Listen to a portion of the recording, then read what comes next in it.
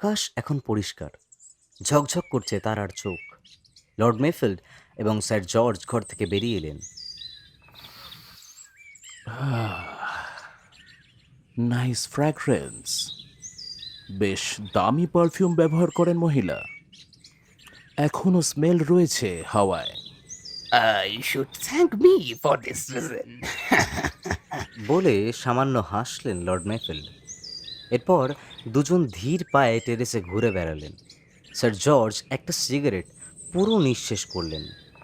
চলো নিচে যাওয়া যাক, ব্যাপারটা নিয়ে বসা যাক তাহলে। কথাটা বলেই লর্ড মেফিল্ড ঘুরে দেখলেন। পরক্ষণেই তীক্ষ্ণ কণ্ঠে বলে উঠলেন, ও মাই গড জর্জ, ওটা কি? Take a look.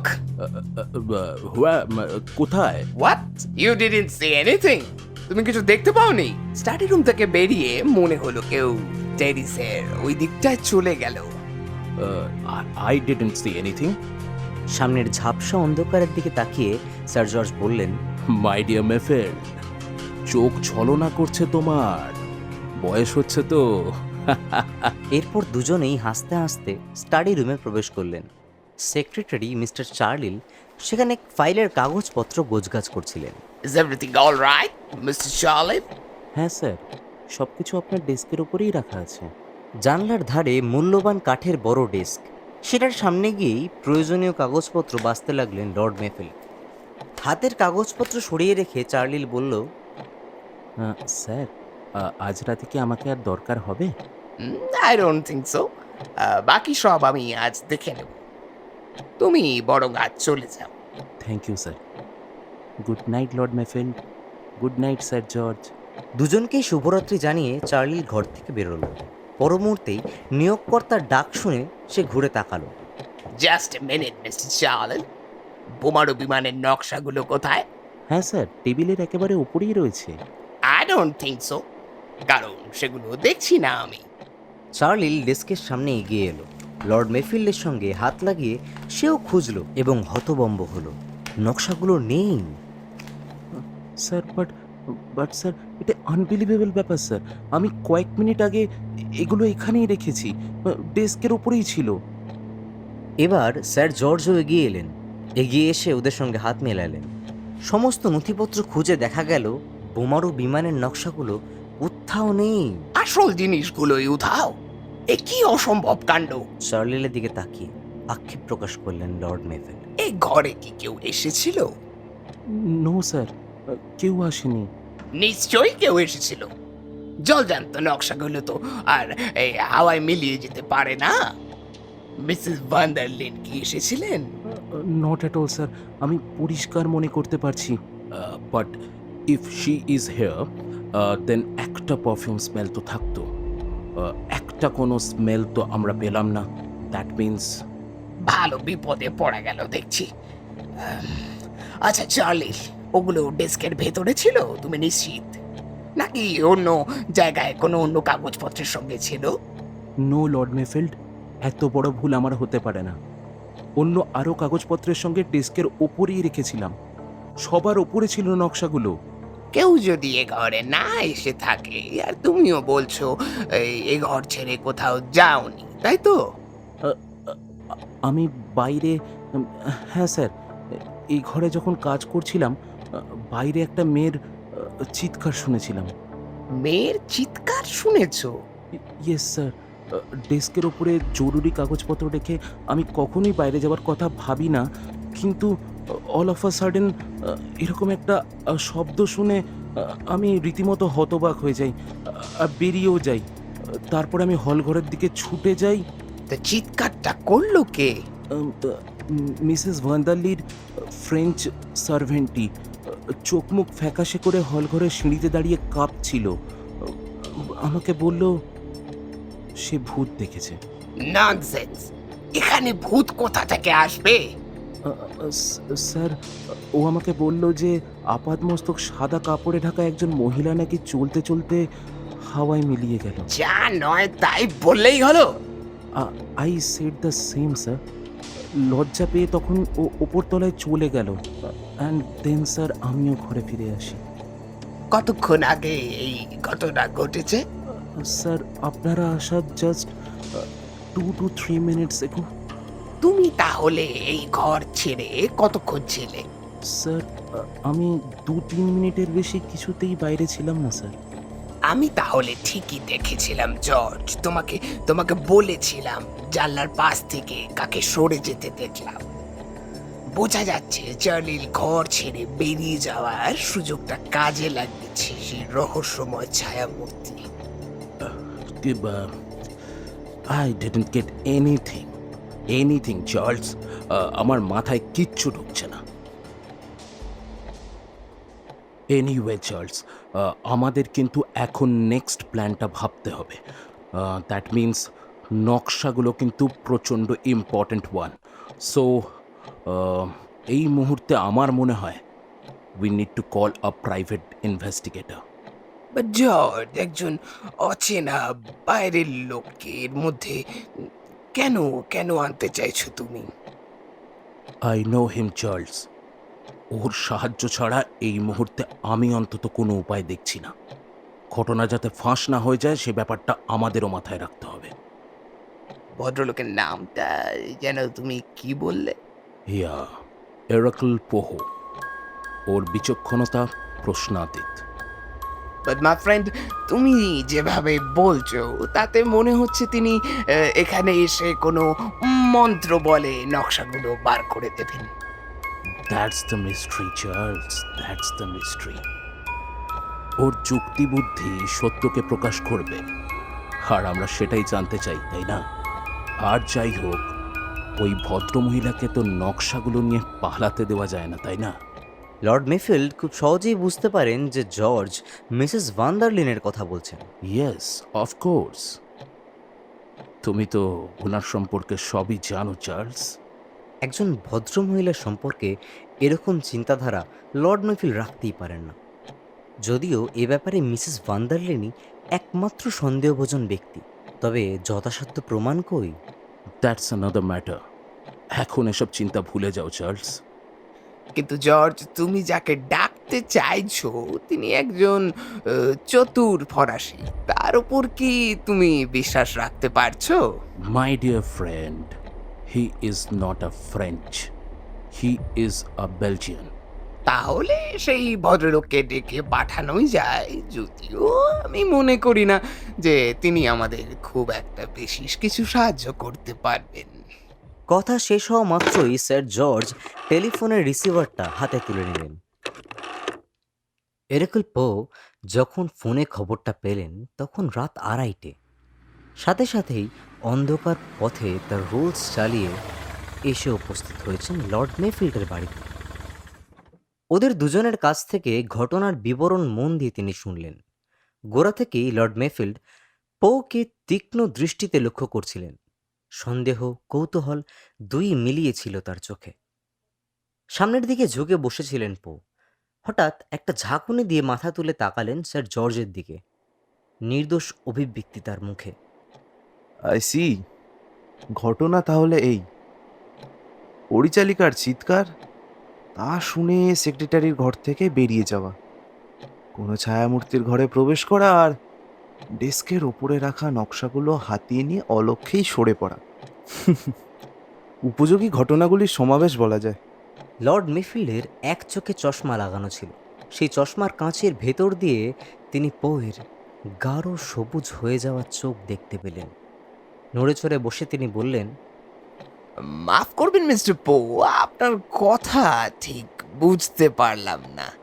যদি একটু খুলে বলেন তো। লর্ড মেফিল্ড, আমি বলতে চেয়েছি যে এখন যতগুলো ঘটনা নজরে আসছে, চুরির পক্ষে সে সবগুলোই খুবই উপযোগী।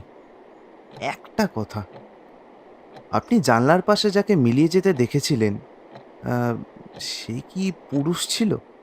সে ব্যাপারে আমি নিশ্চিত নই মিস্টার পো। স্যার জর্জ, আপনি? বলে পো তাকালেন এয়ার মার্শালটির দিকে। ছায়াটা কোনো নারীর কি পুরুষের ছিল, একটু বলতে পারবেন? আই টোল্ড ইউ বিফোর, গোটা টেরেস আমার চোখের সামনেই ছিল, কিন্তু আই ডিডন্ট সি এনিথিং। চিন্তিতভাবে মাথা নিচু করল পো। কি চিন্তা করল! পরক্ষণেই উঠে দাঁড়িয়ে ডেস্কের দিকে এগিয়ে গেল। ওখানে আমরা সকলে মিলেই বার কয়েক ঘেঁটে দেখেছি। আপনারা সকলে বলতে সেক্রেটারিও ছিল? হ্যাঁ, চার্লিলও ছিল। ওয়েল, লর্ড মেফিল্ড, একটু ভেবে বলুন তো, ঘরে ঢোকার পরে আপনি যখন ডেস্কের সামনে আসেন, কোন কাগজটা সবার ওপরে ছিল? লর্ড মেফিল্ডের ভ্রু কুঞ্চিত হলো। কয়েক মুহূর্ত তিনি চিন্তা করলেন। হ্যাঁ, মনে পড়েছে। সবার উপরের কাগজটা ছিল একটা স্মারকলিপির খসড়া, আমাদের প্রতিরক্ষা ক্ষেত্রে বর্তমান অবস্থার বিষয়। ডেস্কের উপর থেকে সতর্কভাবে একটা কাগজ তুলে নিলেন মিস্টার পো। এগিয়ে এসে লর্ড মেফিল্ডের দিকে এগিয়ে গেলেন। Have a look, this one. হ্যাঁ, এটাই ছিল সবার উপরে। কাগজটা এবার একেবারে স্যার জর্জের সামনে নিয়ে গিয়ে ধরলেন মিস্টার পো। ডেস্কের ওপর এই কাগজটা আপনার চোখে পড়েছিল? হাতে নিয়ে ভালো করে দেখলেন কাগজটা স্যার জর্জ। বললেন, ইয়েস ইয়েস, দিস ওয়ান। চার্লিল আর মেফিল্ডের পাশ থেকে আমিও দেখেছিলাম, কাগজটা ওপরে, সবার ওপরে ছিল। পোয়ের মুখে এবার চিন্তার রেখা ফুটল। ধীর পায়ে কাগজটা ডেস্কের উপরে গিয়ে সে রেখে দিয়ে এল। দুই বন্ধু হতবম্বের মতন তাকিয়ে রইল তার দিকে। এবার তাহলে চার্লিলের ব্যাপারটা নিয়ে ভাবতে হচ্ছে। হ্যাঁ, চার্লিল। লর্ড মেফিল্ডের চোখে দৃষ্টি পাল্টে গেল, মুখ লাল হয়ে উঠল। মিস্টার পো, চার্লিল সম্পর্কে আমার মনোভাবের কথা আপনাকে জানানো উচিত বলে মনে করি। আমার সেক্রেটারি হিসেবে অত্যন্ত বিশ্বস্ততার সাথে সে গত 9 বছর ধরে কাজ করছে, আর আমার ব্যক্তিগত কাগজপত্র তার হেফাজতে দিয়ে আমি নিশ্চিন্ত বোধ করি। তাই তাকে আমি সব সন্দেহের বাইরে বলেই মনে করি। আর তাছাড়া ওর যদি খারাপ মতলবই থাকতো, তাহলে সে নকশাগুলোর নকল সহজেই করে নিতে পারতো, তাই কি নয়? কেউ জানতেও পেত না, আর নকশাগুলোর স্থানচ্যুত হতো না। এক্স্যাক্টলি, খুব যুক্তিসঙ্গত। এরকম একটা চুরির নাটক না করলে সে অনায়াসেই কাজটা হাসিল করতে পারতো। একদমই। বাট মিস্টার পো, চার্লিলের ব্যাপারে আমি আপনাকে প্রতিশ্রুতি দিতে পারি। এরপর চার্লিলের ইনোসেন্স নিয়ে তো আর কোনো প্রশ্ন থাকে না। সো সন্দেহভাজন মনে করছেন মিসেস ভান্ডারলিনকে? Yeah, her body language is seriously mysterious. হ্যাঁ, তার আচরণে অস্বাভাবিকতা সহজেই চোখে পড়ে, আর যদি প্রয়োজন পড়ে তবে বিদেশ দপ্তরে তার সম্পর্কে বিস্তারিত খবর জানাও যেতে পারে। অ্যান্ড তার ফরাসি পরিচালিকাটি? Maybe she is the helping hand of Mrs Vanderlyn. ওই মেয়েটিকে দিয়ে আত্মচিৎকার করানোটা একটা ফাঁদ হতে পারে। তাহলে এটা অনুমান করতে পারা যায় যে সেই নকশাগুলোর বিনিময়ে যথেষ্ট পরিমাণ অর্থাগমের সম্ভাবনা রয়েছে। অর্থের মূল্যে চুরি যাওয়া কাগজগুলো মহার্ঘই বলা চলে, কি বলেন? ইয়েস, যদি বিশেষ জায়গায় এই নকশাগুলো পাঠানো যায়। তাহলে বলতে চাইছেন যে মিসেস ভান্ডারলিনের এই তথ্যগুলো ভালো রকমই জানা থাকতে পারে? I don't have any doubt about it. Mister পো চিন্তিতভাবে দুচক্কর পায়চারি করলেন। ডেস্কের সামনে গিয়ে কয়েকটা কাগজ গুছিয়ে রাখলেন। তারপর চটপট জানলা টপকে টেরেসে পৌঁছে ফ্ল্যাশ লাইটের আলোতে একবার শেষ প্রান্তের ঘাসগুলোকে ভালো করে পরীক্ষা করলেন। ভেতরে এসে চেয়ারে বসলেন। শান্ত কণ্ঠে বললেন, একটা ছায়ামূর্তি অদৃশ্য হতে দেখেও আপনি বাইরে ইনভেস্টিগেশনের চেষ্টা করেননি কেন? হ্যাঁ, গুপ্তচর বৃত্তির ঘটনা বুঝতে পেরেই অনুমান করতে পেরেছি যে বাগানের শেষে রেখে আসা কোনো গাড়ি সে হয়তো ব্যবহার করে থাকবে, এবং তার নাগাল পাওয়া প্রায় দুষ্কর। দেন পুলিশকে তো জানাতে পারতেন, তাই না? এবার স্যার জর্জ বললেন, মসিয়ে পোহো, প্রতিরক্ষা সম্পর্কীয় এবং গোপনীয় ব্যাপার, তাই এই ক্ষেত্রে পুলিশকে ডেকে আমরা প্রচারের ঝুঁকিটা নিতে পারছি না। গুরুত্বপূর্ণ নকশাগুলো চুরি গেছে এরকম প্রচার হলে পার্টির পক্ষে তা মস্ত বিপদের হয়ে দাঁড়াবে। বোঝা গেল, পার্টির স্বার্থ রক্ষার খাতিরেই আপনারা আমাকে ডেকে পাঠিয়েছেন। যাতে কাকপক্ষীর অজান্তেই ব্যাপারটা মিটিয়ে ফেলতে পারি। খুব ভালো কথা, খুব ভালো কথা। মিস্টার পো, নকশাগুলো উদ্ধারের ব্যাপারে আপনি নিশ্চিত তো? ওয়েল, টিল নাও হতাশ হওয়ার মতো কিছু দেখছি না। অবশ্য কিছু কাজ এখনো আমার বাকি আছে। মিস্টার চার্লিলের সঙ্গে একবার কথা বলতে চাই আমি। শিওর মিস্টার পো, আমি তাকে কাছাকাছি থাকতে বলেছিলাম। দেখছি। এবার মিস্টার পো স্যার জর্জের দিকে ঝুঁকে বসলেন, জিজ্ঞেস করলেন, টেরেসের সেই ছায়ামূর্তি সম্পর্কে আপনার কি ধারণা sir George? Yes my dear পোহ, আমার পক্ষে সত্যিই কিছু বলা সম্ভব নয়, কেননা আই ডিডন্ট সি এনিথিং। আপনি এ কথা আগেই বলেছেন। আপনার কাছে ব্যাপারটা কোনো মতেই বিশ্বাসযোগ্য হচ্ছে না, তাই না? দেখুন স্যার জর্জ, আপনারা দুজনেই টেরেসের শেষ প্রান্তে ছিলেন। লর্ড মেফিল্ড দেখলেন জানলার বাইরে বেরিয়ে এসে একটা ছায়ামূর্তি ঘাসের লন পার হয়ে চলে গেছে। আপনিও তার পাশেই দাঁড়ানো, কিন্তু সেই ছায়ামূর্তি আপনার চোখে না পড়ে কি করে থাকে? এবার স্যার জর্জের দৃষ্টি সজাগ হলো। পোয়ের দিকে তাকিয়ে তিনি বললেন, ইয়েস, আমিও তখন থেকে এই ব্যাপারটা নিয়েই ভেবে চলেছি। আমার চোখের দৃষ্টি অত্যন্ত পরিষ্কার।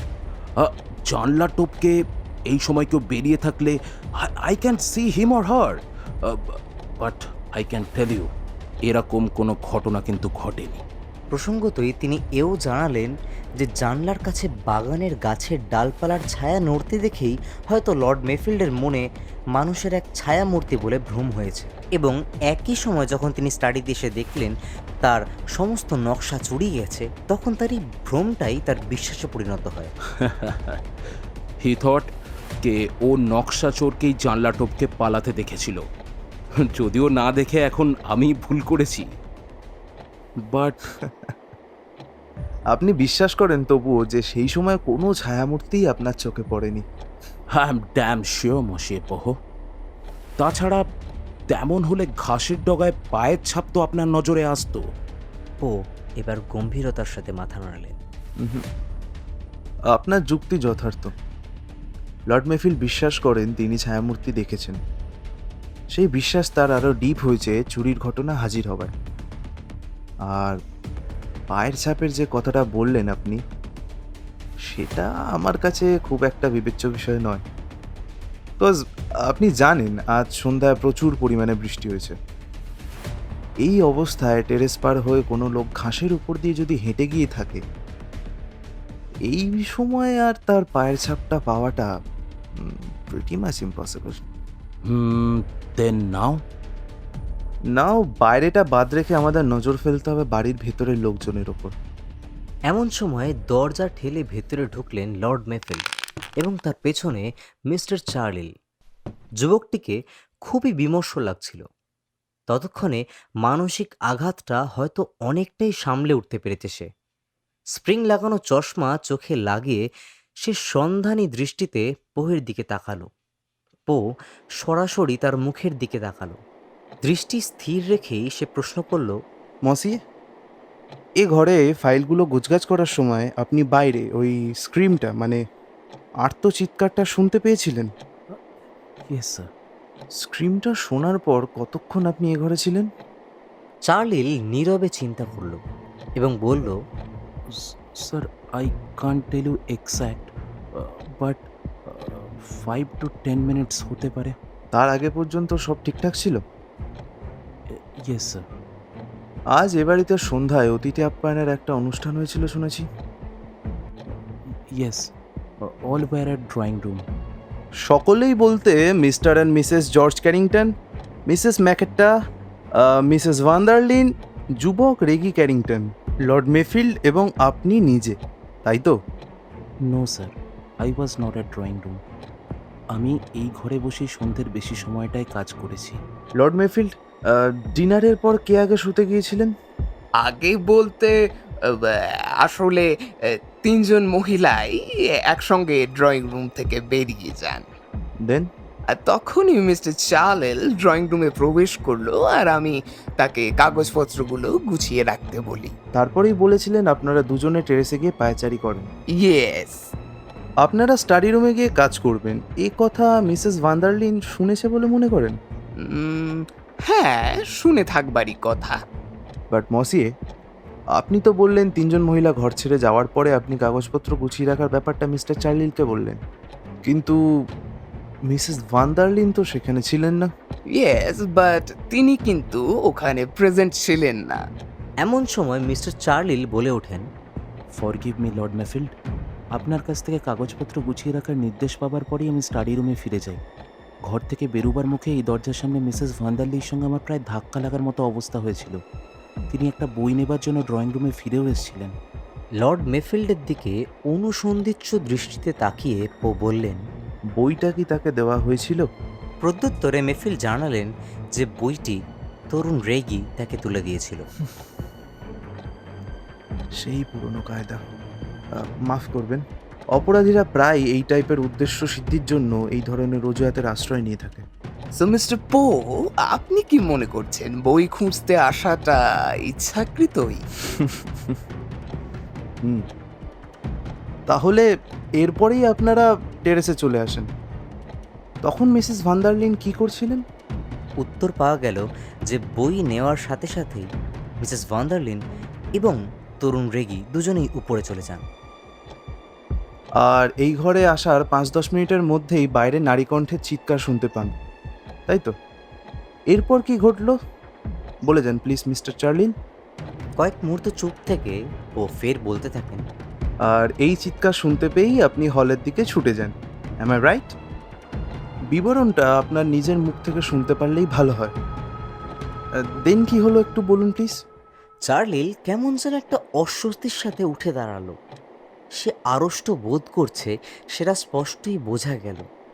তাকে সাহায্য করবার জন্যই ও উঠে দাঁড়ালেন এবং বললেন, ব্যাপারটাকে ঠিক চোখের সামনে তুলে আনার কথা বলছি আমি। এই মানে আপনি আপনি কিভাবে কি করলেন আপনাকে বুঝিয়ে দিচ্ছি আমি। মনে করুন চিৎকারটা আমি করছি। অভিনয়ের ভঙ্গিতে পো আর্তচিৎকার করল। পোয়ের এই কাণ্ড দেখে লর্ড মেফিল্ডকে মুখ ঘুরিয়ে হাসি চাপতে হলো। স্যার জর্জও অস্বস্তি বোধ করলেন। হ্যাঁ, আপনি যেভাবে ঘর থেকে বেরিয়েছিলেন এই আপনার মতো করে দেখান না। মিস্টার চার্লিল আগের চাইতে সহজ হলেও আড়ষ্ট ভাবটা সম্পূর্ণ কাটিয়ে উঠতে পারেননি।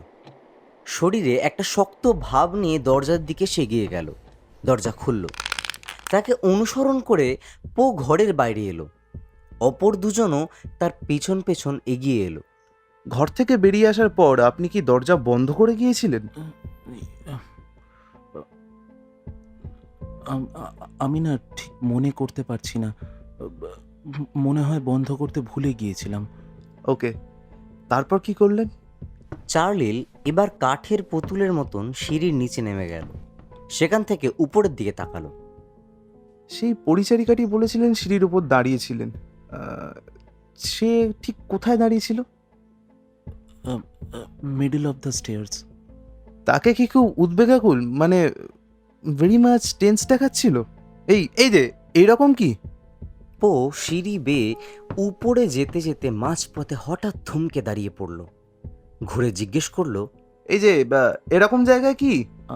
আর 2-1 ধাপ স্টেয়ারকেস উপরে হবে। এরকম ভাবে দাঁড়িয়েছিল? এবার পো একরকম দাঁড়ানোর ভঙ্গিমা করলেন। ঠিক ওভাবে নয়, দাঁড়ান বলছি।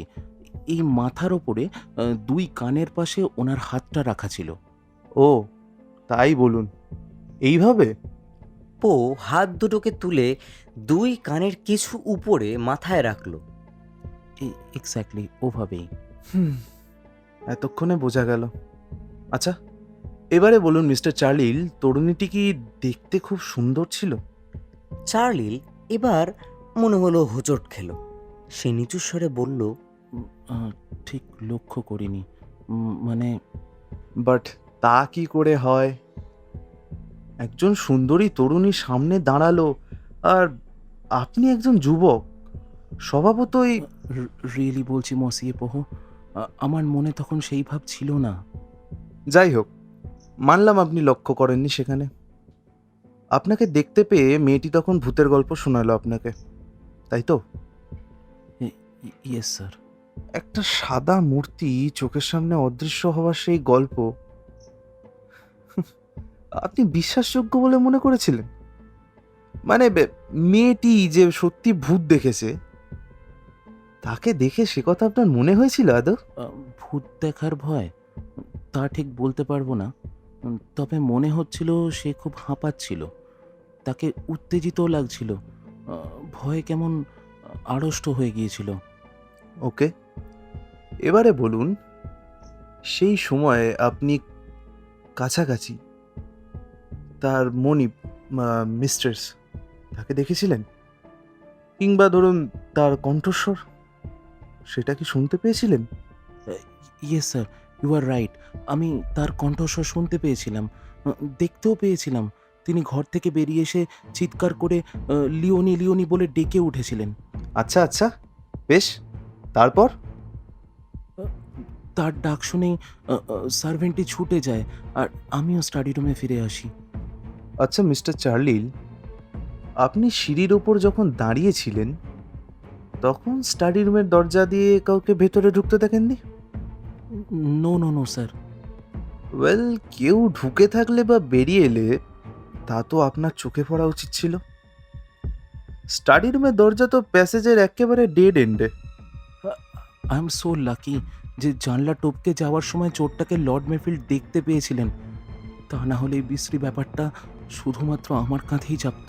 ডিয়ার চার্লিল, তুমি একটা আকাট।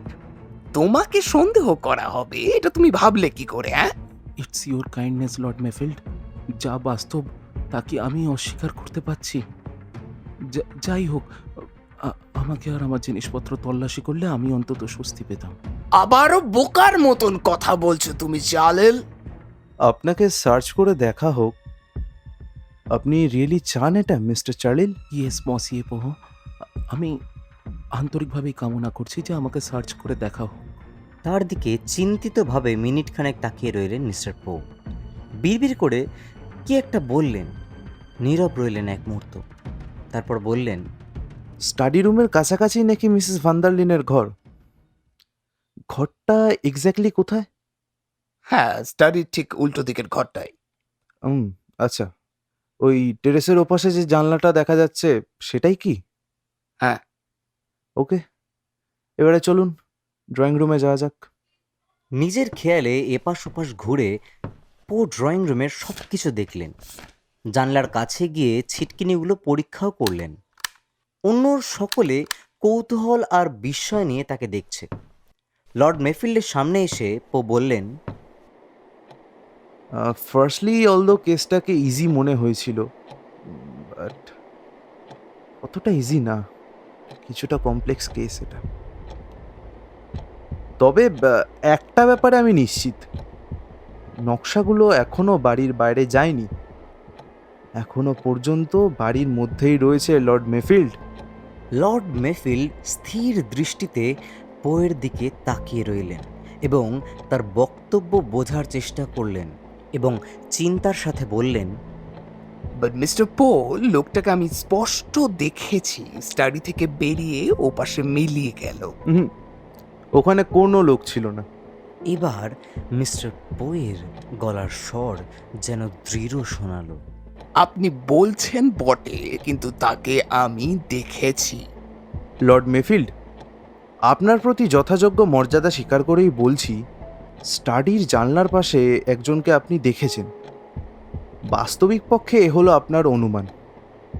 গাছের ডালপালা যখন দুলতে থাকে তার ছাওয়াকে মানুষ ভ্রম হওয়া অসম্ভব বা অস্বাভাবিক কিচ্ছু না। আপনার এ দর্শনের ক্ষেত্রেও এমনটাই ঘটেছে। আর প্রায় পাশাপাশি সময়ের মধ্যে এখানে একটা চুরির ঘটনাও ঘটে গেছে। দ্যাটস ওয়াই আপনার অনুমানটা এখন নিছক অনুমান বলে আপনি মনে করতে পারছেন না। অ্যান্ড টু বি অনেস্ট, আপনি সত্যি বলেই ব্যাপারটা মনে করছেন। কিন্তু মসিয়ে পো, আপনার কথা যদি মানতে হয় তাহলে আমার চোখ দুটোকে অবিশ্বাস করতে হয়, তাই নয় কি? আমি আবারও বলছি, আমার দেখাটা চোখের ভ্রান্তি বা কোনো রকমের ছায়াবাজি ছিল না। এতক্ষণ পর মুখ খুললেন স্যার জর্জ। বন্ধুর দিকে তাকিয়ে মৃদু হেসে বললেন, মাই ডিয়ার চার্লস, আমি আশা করছি তোমার নয়, একদিন আমার চোখ দিয়ে তুমি সত্যিটা উপলব্ধি করতে পারবে। And another thing Lord Mayfield, যে বিষয়টা সম্পর্কে নিশ্চিত হওয়া আমাদের প্রচণ্ডভাবে প্রয়োজন তা হলো তখন টেরেস পার হয়ে কে কে ঘাসের গালিচায় নামেনি। চার্লিলের মুখভাব মুহূর্তেই পাল্টে গেল। ম্লান বিস্ময়ের স্বরে সে বলল, মসিয়ে পোহ, আপনি যা অনুমান করতে চাইছেন তাতে সব সন্দেহ আমার ওপরেই পড়বে। প্রমাণ হবে আমার পক্ষে চুরি করার একমাত্র সুযোগ ছিল। আচ্ছা, আহাম্মকের মতন কথা বলছো চার্লি। মসিয়ে পো যাই চিন্তা করুন না কেন, আমি তোমাকে কখনোই দোষী মনে করতে পারবো না। ওয়েল মসিয়ে চার্লিল, আমি কিন্তু কখনো বলিনি যে আমি আপনাকে সন্দেহ করি। নো নো মসিয়ে, তবে বিষয়টা আপনি এমনভাবেই তুলে ধরছেন যে আমি ছাড়া আর কেউ চুরি করতে পারে না, সেটা ক্রমশ স্পষ্ট হয়ে উঠছে। আমি যা বলেছি তা আপনার বক্তব্যের সূত্র ধরেই মিস্টার চার্লিল। স্যার, আমি তো বারবারই বলেছি আমি কাউকে স্টাডিতে ঢুকতে দেখিনি। আপনাকে অতিক্রম করে কেউ স্টাডি রুমে ঢোকেনি তা আমি স্বীকার করছি, তবে আমার সন্দেহ নেই যে জানলা টপকে কেউ নিশ্চয়ই স্টাডি রুমে ঢুকে থাকবে। বাট আপনি তো বলছেন সেটা ঘটেনি। আমি বলতে চেয়েছি স্টাডিতে যদি কেউ ঢুকে থাকে তাহলে বেরিয়ে যাওয়ার সময় লনের ঘাসে তার পায়ের ছাপ না থেকে পারে না। সেটা একমাত্র সম্ভব যদি কেউ বাড়ির ভেতর থেকে এসে থাকে।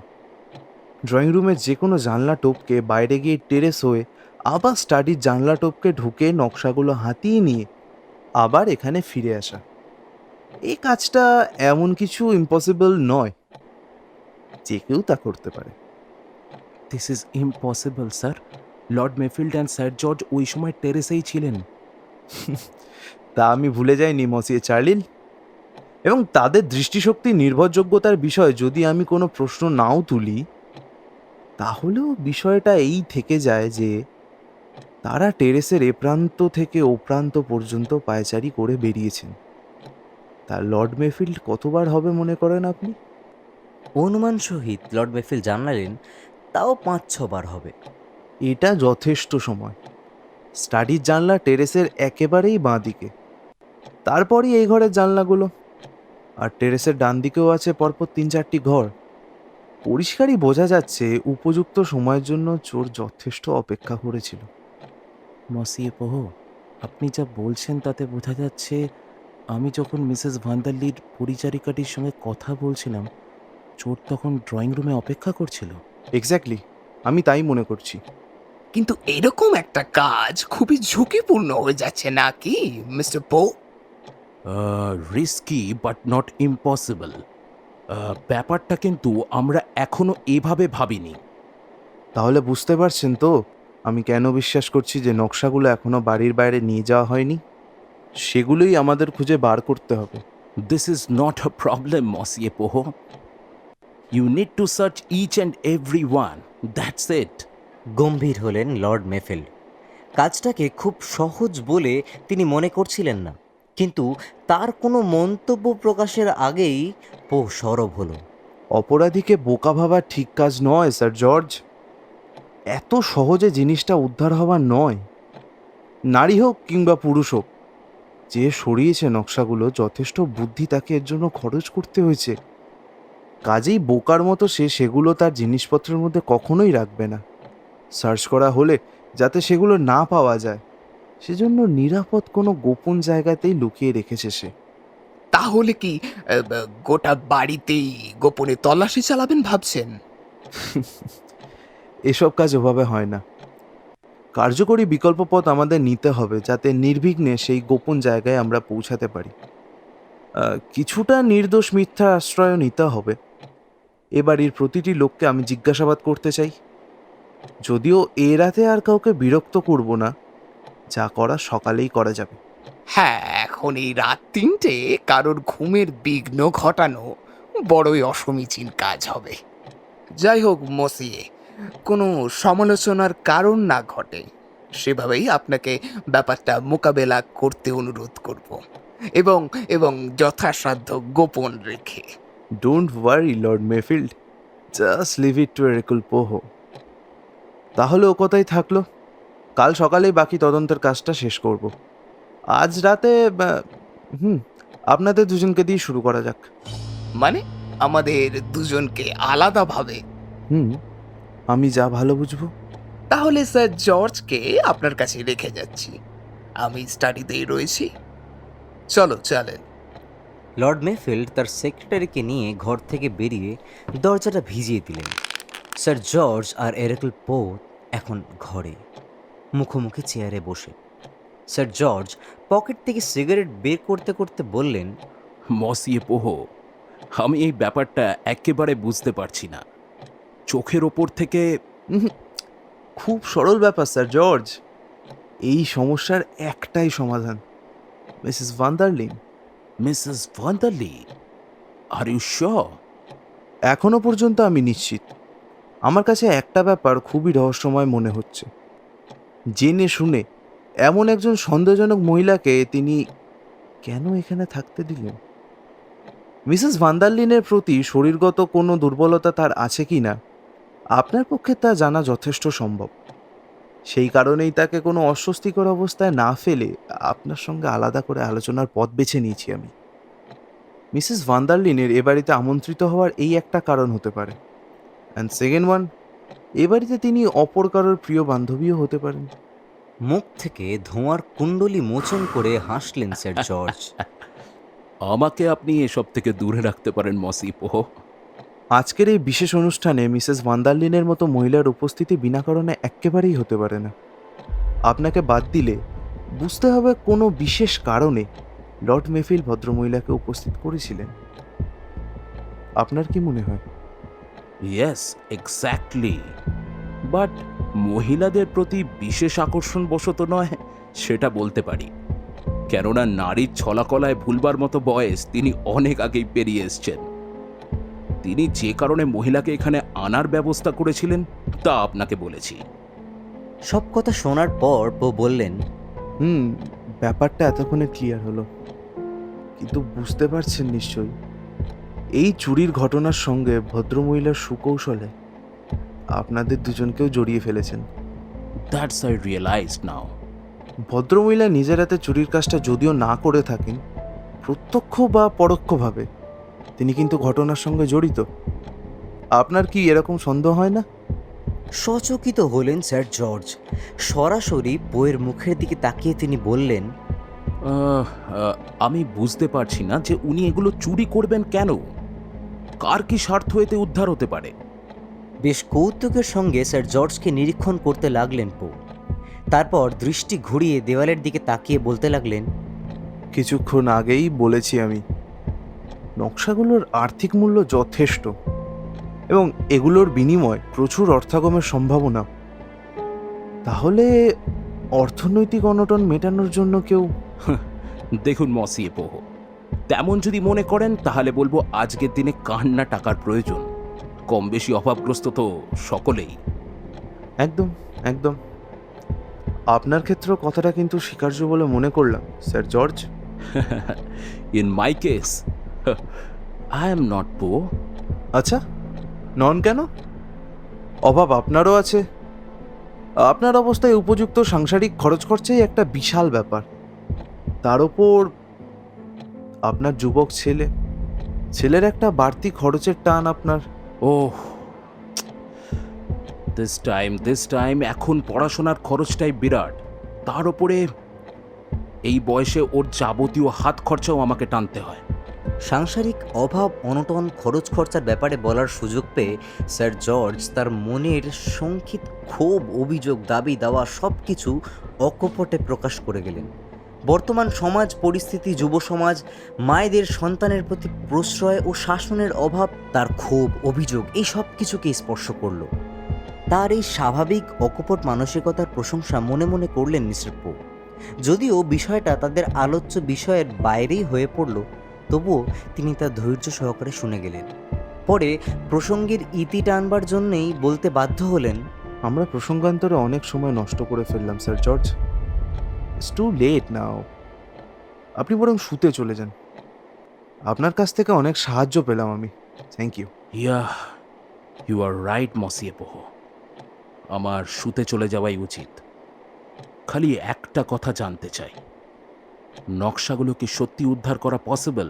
পো এবার নিজের মধ্যে ফিরে গেলেন। ধীরে ধীরে বললেন, উদ্ধার না করতে পারার তো কোনো কারণ দেখতে পাচ্ছি না। চেষ্টা তো করে দেখি। Good night Sir George. শুভরাত্রি জানিয়ে ঘর ছেড়ে চলে গেলেন স্যার জর্জ। নিজের মনে চেয়ারেই বসে রইলেন পো, কিন্তু চিন্তার গভীরে হাতড়ে চলেছে তার মন। তাই স্থির দৃষ্টি দেওয়ালের দিকে নিবদ্ধ হয়ে রইল কিছুক্ষণ। কোটের পকেট থেকে একটা নোটবুক আর কলম বের করে এরপর তার চিন্তার সূত্রগুলোকে সাজাতে বসলেন। একটা সাদা পৃষ্ঠায় তিনি লিখলেন, Mrs ওয়ান্ডারলিন,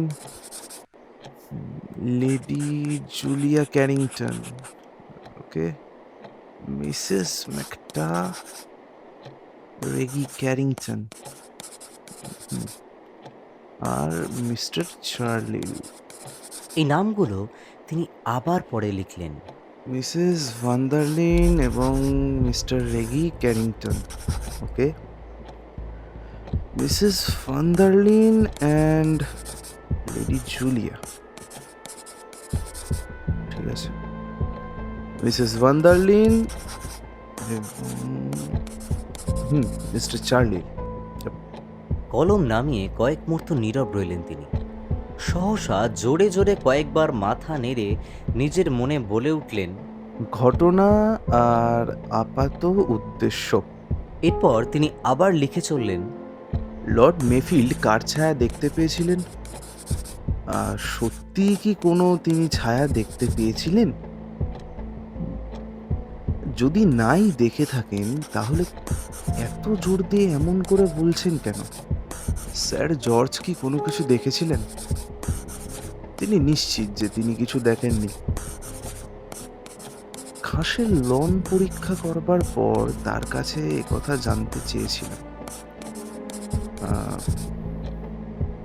important point, Lord Mayfield ঘরে থাকার সময় এক চোখে পড়া চশমা ব্যবহার করেছেন। তার মানে তিনি দূরের বস্তু ভালো দেখতে পান না। কিন্তু কিন্তু স্যার জর্জের ব্যাপারটা আবার উল্টো। তিনি দূরের বস্তু দেখতে পান ভালোই, তবে কাছের জিনিসটা ভালো দেখতে পান না। ওকে, টেরেসের শেষ প্রান্তে কোনো দৃশ্য দেখতে পাওয়ার ব্যাপারে স্যার জর্জ অনেক বেশি নির্ভরযোগ্য। তবু লর্ড মেফিল্ড সম্পূর্ণ নিশ্চিত যে তিনি একটা ছায়ামূর্তি দেখতে পেয়েছেন। মিস্টার চার্লিজের সন্দেহের ঊর্ধ্বে তা কি মনে করতে পারা যায়? লর্ড মেফিল্ড তার নির্দোষিতা জোর দিয়ে সমর্থন করছেন, কিন্তু কেন? কেন মানে এরকম কি যে তিনি নিজেই তাকে সন্দেহ করেন এবং তার জন্য তিনি লজ্জিত? আবার এমনও হতে পারে তিনি অন্য কাউকে সন্দেহ করেন, সেই ব্যক্তি মিসেস ভান্ডারলিন নাও হতে পারে। নোট নেওয়া শেষ করে উঠে দাঁড়ালেন পো। ধীর পায়ে স্টাডি ঘরের দিকে এগোলেন। পোকে ঘরে প্রবেশ করতে দেখে লর্ড মেফিল্ড তার দিকে তাকালেন। মসিয়ে পো, ক্যারিংটনকে আপনার জিজ্ঞাসাবাদ শেষ হয়েছে? মাথা নেড়ে জবাব দিলেন মিস্টার পো, এবং সাথে এও বললেন যে তার বিষয়েও কিছু গোপন তথ্য উঠে এসছে। কি বিষয়? আপনার অনুষ্ঠানে মিসেস ভান্ডারলিনের উপস্থিতি প্রসঙ্গে আমার ধারণা আপনিও ব্যাপারটা উপলব্ধি করে থাকবেন। বাট মসিয়ে, আপনি যা ভাবছেন তা আদেও ঠিক নয়। ভদ্রমহিলার প্রতি আমার কোনো প্রকার দুর্বলতা থাকার কথা নয়। ক্যারিংটনও কি সেরকমই ভেবেছে নাকি কিছু? হ্যাঁ, তার বিষয়ে আপনাদের আলোচনার কথাও তিনি বলেছেন আমায়। আসলে কি জানেন, আমার মাথায় একটা পরিকল্পনা ছিল, যদিও সেটা কার্যকর করা সম্ভব হলো না, কারণ নারী মাত্রই তো কিছু বাড়তি সুবিধা পেয়ে থাকে, তাই প্রমাণ হলো। বাট লর্ড মেফিল্ড, সত্যি সত্যি তিনি এখনো পর্যন্ত বাড়তি কোনো সুবিধা আদায় করতে পারেনি। আপনি তাহলে বলছেন হারানো জিনিসগুলো ফিরে পাওয়ার সম্ভাবনা রয়েছে? শুনে আশ্বস্ত হচ্ছি। আসলে এই মহিলাকে ফাঁদে ফেলার জন্য আমি যে কৌশলের আশ্রয় নেওয়ার কথা ভেবেছিলাম তাতে আমি নিশ্চিত ছিলাম। অন্য দিকটা একবারও ভেবে দেখিনি। একটু শুনতে চাইবো আপনার কৌশলটা ঠিক কীরকম ছিল লর্ড মেফিল্ড? সামান্য ইতস্তত করে লর্ড মেফিল্ড বললেন, হ্যাঁ হ্যাঁ হ্যাঁ, ব্যাপারটা সম্পূর্ণভাবেই আমার মাথাতেই ছিল। অন্য কারোর সঙ্গে আলোচনা করেননি? না আপনার সেক্রেটারি মিস্টার চার্লিলের সঙ্গেও না? না, আপনি একাই দায়িত্বটা নেবেন ভেবেছিলেন? হ্যাঁ ওটাই নিরাপদ পন্থা বলে আমি মনে করি। আপনি নিঃসন্দেহে একজন বিচক্ষণ ব্যক্তি। কাউকে বিশ্বাস করতে পারবেন না, এটাই স্বাভাবিক আপনার পক্ষে। তবে স্যার জর্জ ক্যারিংটনের কাছে উল্লেখ করেছিলেন আপনি। হ্যাঁ হ্যাঁ করেছিলাম, কারণ আমার প্রিয় বন্ধু ক্যারিংটন আমার সম্পর্কে খুবই সহানুভূতি সম্পন্ন। তিনি আপনার যথেষ্ট পুরনো এবং ক্লোজ ফ্রেন্ড, তাই না? হ্যাঁ, তা প্রায় দীর্ঘ 20 বছরের রিলেশন আমাদের। আর তার স্ত্রী? হ্যাঁ, তার স্ত্রীকেও আমি সমানভাবেই জানি। কিন্তু মাফ করবেন লর্ড মেফিল্ড, তার স্ত্রীর সঙ্গে আপনার তেমন একটা অন্তরঙ্গতা নেই। মসিয়ে পো, কার সঙ্গে আমার ব্যক্তিগত কি সম্পর্ক থাকতে পারে, আর এই ব্যাপারে এই প্রসঙ্গ আসছে কেন সেটাই আমি বুঝতে পারছি না। বিশেষ কারণেই আসছে প্রসঙ্গটা লর্ড মেফিল্ড। ড্রয়িং রুমে কেউ থাকতে পারে এই ব্যাপারে আপনি একমত হয়েছিলেন, তাই না? হ্যাঁ, এরকম হওয়া অসম্ভব নয়, আমরাও তাই ভেবেছিলাম। তাহলে আমি জানতে চাইছি সেটা হলো ড্রয়িং রুমে কে থাকতে পারে বলে আপনি মনে করছেন? আমি মনে করি মিসেস ভান্ডারলেনি থাকতে পারেন। তিনি একটা বইয়ের জন্য ফিরে এসেছিলেন, এরপরেও তিনি এসে থাকতে পারেন। কোনো বই কিংবা হাত ব্যাগ বা রুমাল, এমনি কোনো না কোনো অজুহাত নিয়ে। আর তাছাড়াও তার পরিচারিকা সিঁড়িতে আত্মচিৎকার করে উঠেছিল। পরিচারিকার সঙ্গে বন্দোবস্ত করেই তিনি এই কাণ্ডটা ঘটিয়েছিলেন, যাতে সেই চিৎকার শুনে চলেল স্টাডি থেকে বেরিয়ে যায়। আর ঘটেছিল সেই ঘটনায়। চলেল বেরিয়ে গেলে তিনি স্টাডি থেকে নকশাগুলো গাপ করে জানলা দিয়ে পালিয়ে যান। আপনিও সেরকমই বলছেন, তাই নয় কি? একটা কথা আপনি বলতে ভুলে গেলেন লর্ড মেফিল্ড। চার্লিল যখন মেয়েটির সঙ্গে কথা বলছিল, চার্লিল বলেছে তখন ওপরতলা থেকে মিসেস ভান্ডারলিন তার পরিচালিকার নাম ধরে ডাকেন। ওহো, কথাটা আমি একদমই ভুলে গিয়েছিলাম। দেখুন লর্ড মেফিল্ড, দুটো বিষয় আমাদের এখানে বিবেচনা করতে হবে। তার মধ্যে প্রথমটা এভাবে আমরা ব্যাখ্যা করছি যে বাইরে থেকে চোর এসে নকশাগুলো নিয়ে গেছে। এটা অত্যন্ত উপযোগী একটা সূত্র। And the next one is বিদেশি এজেন্ট প্রসঙ্গ। এই প্রসঙ্গেও একটা বিশেষ সূত্রে মিসেস ভান্ডারলিনের নাম জড়িয়ে যাচ্ছে বলতে পারেন আপনি। কাজেই অত্যন্ত সতর্কভাবে আমাদের সিদ্ধান্ত নিতে হবে। তাহলে মিসেস ভান্ডারলিনের বিষয়টা কিরকম দাঁড়াচ্ছে? মিসেস ভান্ডারলিন আদৌ ড্রয়িং রুমে ছিলেন না। চুরিটা করেছে তার কোনো সহযোগী, যে ড্রয়িং রুম থেকে এসেছে, এটা অনুমান করা হচ্ছে।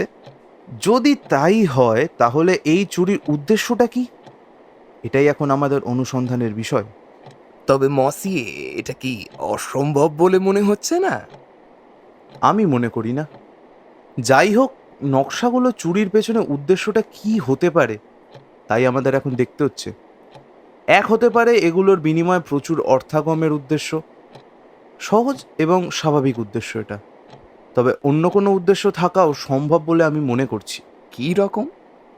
ধরুন কারোর সুনাম ক্ষুণ্ণ করার উদ্দেশ্য, কাউকে অপদস্থ করার জন্য। কে সে? মিস্টার চার্লিলের কথা ভাবা যেতে পারে এক্ষেত্রে। সন্দেহটা তার উপরেই স্বাভাবিকভাবে পড়ছে। তবে আরও একটা কথা আছে এক্ষেত্রে, যেমন ধরুন দেশ পরিচালনার দায়িত্বে যারা থাকেন তাদের জনপ্রিয়তা একটা গুরুত্বপূর্ণ বিষয়। মসিয়ে, আপনার কথা শুনে মনে হচ্ছে আমার জনপ্রিয়তা ক্ষুণ্ণ করার উদ্দেশ্যেই এই চুরিটা ঘটানো হয়েছে। আমার কথাগুলো এবার মিলিয়ে নিন লর্ড মেফিল্ড। আজ থেকে প্রায় 5 বছর আগে এমনই একটা সংকটের মুখোমুখি হতে হয়েছিল আপনাকে। একটি ইউরোপীয় শক্তির সঙ্গে আপনার ঘনিষ্ঠতাকে কেন্দ্র করে অনেক জল ঘোলা হয়েছিল। এর ফলে দেশের নির্বাচকদের সামনে আপনার ভাবমূর্তি যথেষ্ট ক্ষুণ্ণ হয়েছিল সে সময়। গোটা দেশের সন্দেহভাজন হয়ে উঠেছিলেন আপনি। হ্যাঁ মসিউ পো, খুবই দুঃখজনক অবস্থার মধ্যে কাটাতে হয়েছিল আমাকে। লর্ড মেফিল্ড মাথা নামিয়ে নিলেন। পো বলে চললেন, অথচ দেশের স্বার্থে সুবিধাজনক নীতি নির্ধারণের জন্যই একজন রাষ্ট্রপ্রধান হিসাবে তাকে যোগাযোগের এই কঠিন কাজটা হাতে নিতে হয়েছিল। গুজব ছড়িয়েছিল একটি বিতর্কিত দেশের সাথে সে একটি চুক্তি সম্পন্ন করেছে। গোটা দেশ ছিল সেই চুক্তির বিরুদ্ধে। আজ আর সে কথা গোপন নেই যে প্রধানমন্ত্রী ব্যাপারটা চেপে দিয়েছিলেন, কিন্তু সেই সময় লর্ড মেফিল্ড যে প্রধানমন্ত্রীর সহানুভূতি অর্জন করেছিল সে কথাও বললেন মসিয়ে পো। এইসব পুরনো ইতিহাস মিস্টার পো, এখন এসব টেনে আনছেন কেন? অপ্রয়োজনে নয় লর্ড মেফিল্ড। অতীতের সংকট কাটিয়ে উঠতে পেরেছেন বলেই পুরনো শত্রুরা আপনাকে নতুন করে সংকটে জড়িয়ে ফেলার ছক কষেছে। আপনি যে জনসমর্থন হারাননি এখনো, এতেই তাদের এত প্রবলেম। এখন আপনি রাজনৈতিক জীবনে জনপ্রিয় এবং তার সাথে সাথে একজন প্রতিষ্ঠিত ব্যক্তিত্বও বটে। সকলেই জানে দেশের ভাবি প্রধানমন্ত্রী আপনি। তাহলে আপনি বলছেন আমাকে অপদস্থ করার জন্য এই নকশাগুলো সরানো হয়েছে? অসম্ভব, অসম্ভব। আশ্চর্য হওয়ার কি আছে লর্ড মেফিল্ড? একজন বিশেষ আকর্ষণীয় লেডির উপস্থিতিতে আপনার স্টাডি থেকে ব্রিটেনের বোমারু বিমানের নকশা চুরি গেল। এই খবরটা যদি ফাঁস হয়ে যায় তবে সেটা আপনার পক্ষে মোটেও সম্মানজনক নয়। তাছাড়া আপনি নিজেই সন্দেহভাজন হয়ে উঠবেন যখন খবরের কাগজে ভদ্রমহিলার সঙ্গে আপনার সম্পর্কের প্রতি ইঙ্গিত প্রকাশ করা হবে। এত দূর অবধি ঘটনাটা পৌঁছাবে বলে মনে হয় না। লর্ড মেফিল্ড, ঘটনা নেহাতি তুচ্ছ হতে পারে, কিন্তু জনসাধারণের মনে নেতাদের সম্পর্কে বিরূপ প্রতিক্রিয়া সৃষ্টির ক্ষেত্রে এই ঘটনা যথেষ্ট। এইবার চিন্তামগ্ন লাগলো লর্ড মেফিল্ডকে। হ্যাঁ, আপনি ঠিকই বলছেন। ব্যাপারটা ব্যাপারটা জটিল হয়ে উঠতে পারে। আপনার প্রতি ঈর্ষাপরায়ণ এমন কারোর কথা আপনার মনে পড়ে? মিস্টার পো, এটা খুবই একটা অবাস্তব চিন্তা। যাই হোক, বুঝতে পারছেন নিশ্চয়ই। পার্টিতে উপস্থিত কার সঙ্গে আপনার ব্যক্তিগত সম্পর্ক কেমন তা জানতে চাওয়া অপ্রাসঙ্গিক ছিল না আমার। Absolutely not. আপনি জুলিয়া ক্যারিংটন সম্পর্কে জানতে চেয়েছিলেন। তাকে কখনো আমি তেমন গুরুত্ব দিইনি। খুবই চঞ্চল আর বেপরোয়া মহিলা। ব্রিজ খেলার ব্যাপারে একেবারে পাগল। মনে হয় না তিনি আমাকে বিশেষ মূল্য দেন। এখানে আসার আগে আপনার পরিচয় লিপিতে চোখ বুলিয়েছিলাম আমি। আপনি নিজে একজন বিখ্যাত ইঞ্জিনিয়ার। একসময় একটা প্রসিদ্ধ ইঞ্জিনিয়ারিং প্রতিষ্ঠানেরও প্রধান ছিলেন আপনি। ইয়েস মিস্টার পো, আমি হাতে কলমে কাজ শিখে একবারে নিচে থেকে উঠে এসেছি। ওহো, কি বোকা আমি! মাফ করবেন, একটা ধাঁধার অংশ আওড়াচ্ছিলাম। এখন অবশ্য সেটা পরিষ্কার হয়ে গেছে, তবু একটু যাচাই করে নিতে চাই আমি। এবার পো উঠে দাঁড়ালেন এবং বললেন, ওকে লর্ড মেফিল্ড, গুড নাইট তাহলে। আপনাকে শুধু জানিয়ে যাচ্ছি যে নকশাগুলো কোথায় তা আমি জেনে গেছি। ও মাই গড, আপনি জানেন? তাহলে চলুন এক্ষুনি গিয়ে আমরা সেগুলো উদ্ধার করে আনি। এখন তা করা যাবে না লর্ড মেফিল্ড, ব্যাপারটা আপনি আমার উপরে ছেড়ে দিন বরং। লর্ড মেফিল্ড অবজ্ঞা ভরে তাকিয়ে রইলেন এবং পো ঘর ছেড়ে বেরিয়ে গেলেন। নিজের ঘরে বিছানায় বসেছিলেন লেডি জুলিয়া। একটা খামের উপর কিছু লিখছিলেন তিনি। এমন সময় বাইরে থেকে শব্দ করে ঘরে ঢুকলো রেগি ক্যানিংটন। কি ব্যাপার রেগি? এইসব কি শুনছি? লাস্ট নাইট এই বাড়িতে চুরি হয়েছে? চুরি হয়েছে? কি চুরি হয়েছে? তুমি কি করে জানলে? I don't know anything. নিচে শুনে এলাম, তবে পুলিশকে ইনফর্ম করা হয়নি। প্রাইভেট ইনভেস্টিগেশন চলছে, নিচে সবাইকে জিজ্ঞাসাবাদ করা হচ্ছে। কি অদ্ভুত কাণ্ড! ব্যাপারটা কি হয়েছে শুনেছো কিছু? লাস্ট নাইট আমরা শুতে যাওয়ার পরে নাকি চুরিটা হয়েছে, বাট কি চুরি হয়েছে বলতে পারবো না। তাহলে তদন্তকারী ভদ্রলোক কি জানতে চাইছেন?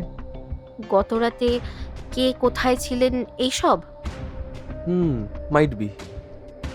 আমি কিন্তু তোমাকে বলে রাখছি মা, বেশি কথা কিন্তু আমি বলতে পারবো না। লাস্ট নাইট আমি কিন্তু সোজা শুয়ে পড়েছি। I was so tired and I slept. Lady Julia ছেলের দিকে চেয়ে রইলেন। রেগি আবার নিজে থেকেই বলতে শুরু করলো, You know my condition, mom. I don't have any cash. তুমি দেখেছো নিশ্চয়ই। তার দেখিনি। আমার নিজেরই তো হাত টান চলছে। তোমার বাবা জানতে পারলে কি বলবেন? এমন সময় দরজায় শব্দ করে ঘরে ঢুকলেন sir George. Oh, Reggie. You are here. ওকে, একবার নিচে যাও। মসিয়ে এরাকল পোহো তোমার সঙ্গে একবার কথা বলতে চান। নিচে ততক্ষণে জিজ্ঞাসাবাদের কাজ শুরু করেছেন পো। শুরু থেকেই মিসেস ম্যাকারটাকে সন্দেহের আওতা থেকে তিনি সরিয়ে দিয়েছিলেন।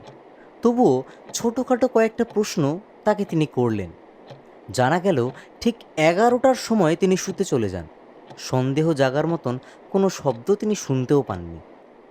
পো একসময় প্রসঙ্গ পাল্টে ব্যক্তিগত প্রসঙ্গে কথা বলা শুরু করলেন। জানালেন তিনি নিজে লর্ড মেফিল্ডের একজন গুণমুগ্ধ। তিনি সত্যিকারের মহৎ ব্যক্তি। Yes, he is a self made man. পরিবারের কোনো রকম সাহায্য ছাড়াই তিনি নিজের চেষ্টায় বড় হয়েছেন। এরপরেই পো মিসেস ভান্ডারলিনের প্রসঙ্গ তোলেন। শুনেছি লর্ড মেফিল্ড নাকি তার খুব ভালো বন্ধু। Not at all monsieur. Actually ওনাকে যে দেখতে পাবো last night, it's completely unexpected. Oh I see. আপনিও দেখছি তাহলে তার সম্পর্কে অনেক কিছু জানেন। মিসেস ম্যাকারটাকে উস্কে দিতে চাইলেন পো। ওষুধে কাজ হলো। তিনি বললেন, she is an useless person. নিজের ক্ষমতা বলতে কিছু নেই। She is completely dependent on others. পুরুষরা বুঝি তাকে খুব পছন্দ করে। Men will be men, you know. তারা তো সুন্দর মুখ দেখলেই গলে যায়। এই রেগিকেই দেখুন না, he is a blind follower of her. আর মিসেস ভান্ডারলিন, ও সবসময় ছেলেটার সাথে কথা বলতেই ব্যস্ত। Reggie don't know anything about bridge, অথচ Mrs Vanderlyn most of the time তার প্রশংসা করছেন। শেমফুল। কেন? সে কি ভালো খেলতে পারে না? Definitely not. লাস্ট নাইটেই তো কত ভুল করেছে। শুনেছি লেডি জুলিয়া খুব ভালো খেলোয়াড়। She is a great gambler. পোকারটা উনি প্রফেশন হিসাবেই নিয়েছেন। সবসময় খেলায় ডুবে থাকেন। So greedy she is. Bridge খেলে তিনি তাহলে ভালো টাকায় ইনকাম করেন, তাই না? ইয়েস, খেলার টাকাতেই উনি লোন রিপে করেন। বাট আই থিঙ্ক ওনার এখন হাত টান চলছে। লাস্ট নাইটে ওনার হাবভাব দেখে মনে হলো গ্যামলারদের এমনই অবস্থা হয়, বুঝলেন মসিয়ে? পো কথা শেষ করে বিদায় জানালেন মিসেস ম্যাকেটাকে। তারপর ডেকে পাঠালেন রেগি ক্যারিংটনকে।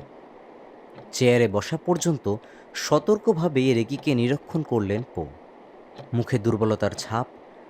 জোর করেই যেন হাসবার চেষ্টা করছেন। পোর মনে হলো যুবকটি ভেতর পর্যন্ত যেন তিনি দেখতে পাচ্ছেন। বলুন মসিয়ে, আমি আপনার জন্য কি করতে পারি? গতকাল রাতে ঘুমাতে যাওয়ার আগে পর্যন্ত কি করছিলেন আমাকে তা বলতে আপত্তি আছে কোনো? Not at all. After dinner আমরা ড্রয়িং রুমে বসে ব্রিজ খেলি, তারপর আমি শুতে চলে যাই। তখন তাও সময় কত হবে? ওই অ্যারাউন্ড 11 o'clock। নিশ্চয়ই তারপরেই হয়েছিল চুরিটা। হ্যাঁ, তারপরেই। আপনি কোনো শব্দ শুনতে পাননি? কিংবা কিছু চোখে পড়েছিল আপনার? নো, আমি প্রায় শোয়ার সাথে সাথেই ঘুমিয়ে পড়ি। কোনো শব্দও শুনিনি, কিছু দেখতেও পাইনি। আপনি রাতে বিছানায় শোবার পরে কি সকাল পর্যন্ত সেখানেই ছিলেন? Yes, of course. অদ্ভুত ব্যাপার। চোখ তুলে তাকালো রেগি। তার চোখে বিরক্তি। অদ্ভুত বলছেন কেন?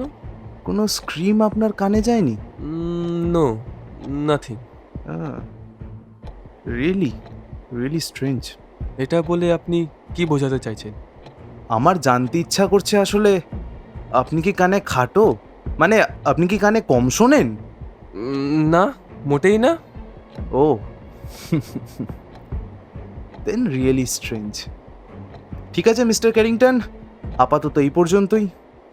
উঠে দাঁড়িয়ে ঘর ছাড়বার আগে বিরক্তির সাথে কেমন একটা অদ্ভুত মুখভাব করে দাঁড়ালো রেগি একটু ইতস্তত করে বলল, একটা কথা মনে পড়ল, কেমন একটা অস্পষ্ট শব্দ আমি শুনতে পেয়েছিলাম।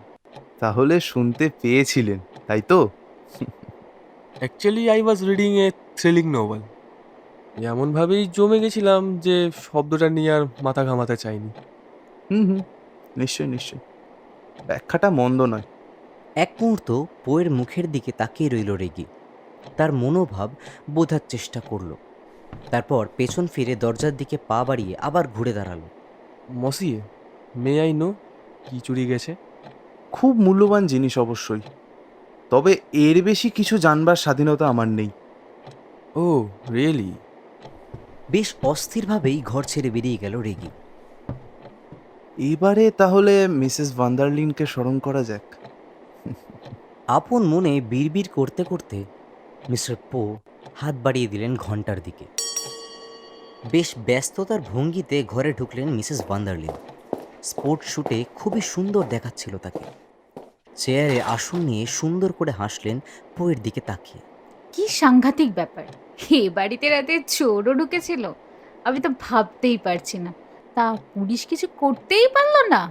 আপনি যে পুলিশকে ভয় পান না তা পরিষ্কারই বোঝা যাচ্ছে। আর ওরা যে পুলিশকে এ ব্যাপারে ডাকবে না তাও আপনার ভালো মতোই জানা ছিল। এটা সতর্কতার ব্যাপার। বাট মশি পোহ, পুলিশকে ডাকা হবে এটা তো স্বাভাবিক ব্যাপার। বাট ডিয়ার লর্ড ম্যাফেলকে টেনশন ফ্রি করার জন্য কি করতে পারি বলুন? Thank you madam. একটা কথা, গতকাল রাতে ড্রয়িং রুমে আপনি ব্রিজ খেলেছিলেন? Yeah sure. খেলা শেষ হলে আপনারা মহিলারা সবাই চলে যান? Yes definitely. আমি জেনেছি একজন মহিলা আবার একটা বই সংগ্রহ করার জন্য ড্রয়িং রুমে ফিরে এসেছিলেন। আপনি এসেছিলেন, তাই না? ইয়েস, আমি প্রথমেই ফিরে যাই। প্রথম বলছেন, এর কারণ কি? বইটা নিয়ে আমি উপরে চলে যাই। আমার ঘরে ডোরবেল প্রেস করে কিছুক্ষণ ওয়েট করতে হয়েছিল। পরিচারিকা দরজা খুলতে লেট করছিল। সে বেরিয়ে এলে আমি তাকে আমার হেয়ার কোম করে দিতে বলি। ও যখন আমার হেয়ার কোম করে দিচ্ছিল আমি সিঁড়ির এক ধাপ ওপরে দাঁড়িয়েছিলাম। Then I see Lady Julia সিঁড়ি দিয়ে উপরে উঠে আসছেন। জিজ্ঞেস করতে বললেন একটা বইয়ের জন্য নিচে গিয়েছিলেন। আমার কেমন অদ্ভুত মনে হলো। হেসে কথাটা শেষ করলেও কথার ইঙ্গিতপূর্ণ সুর শুনে পোর মনে হলো মিসেস ভান্ডারলিন লেডি ক্যারিংটনকে মোটেই পছন্দ করেন না। অলরাইট, বুঝতে পারলাম।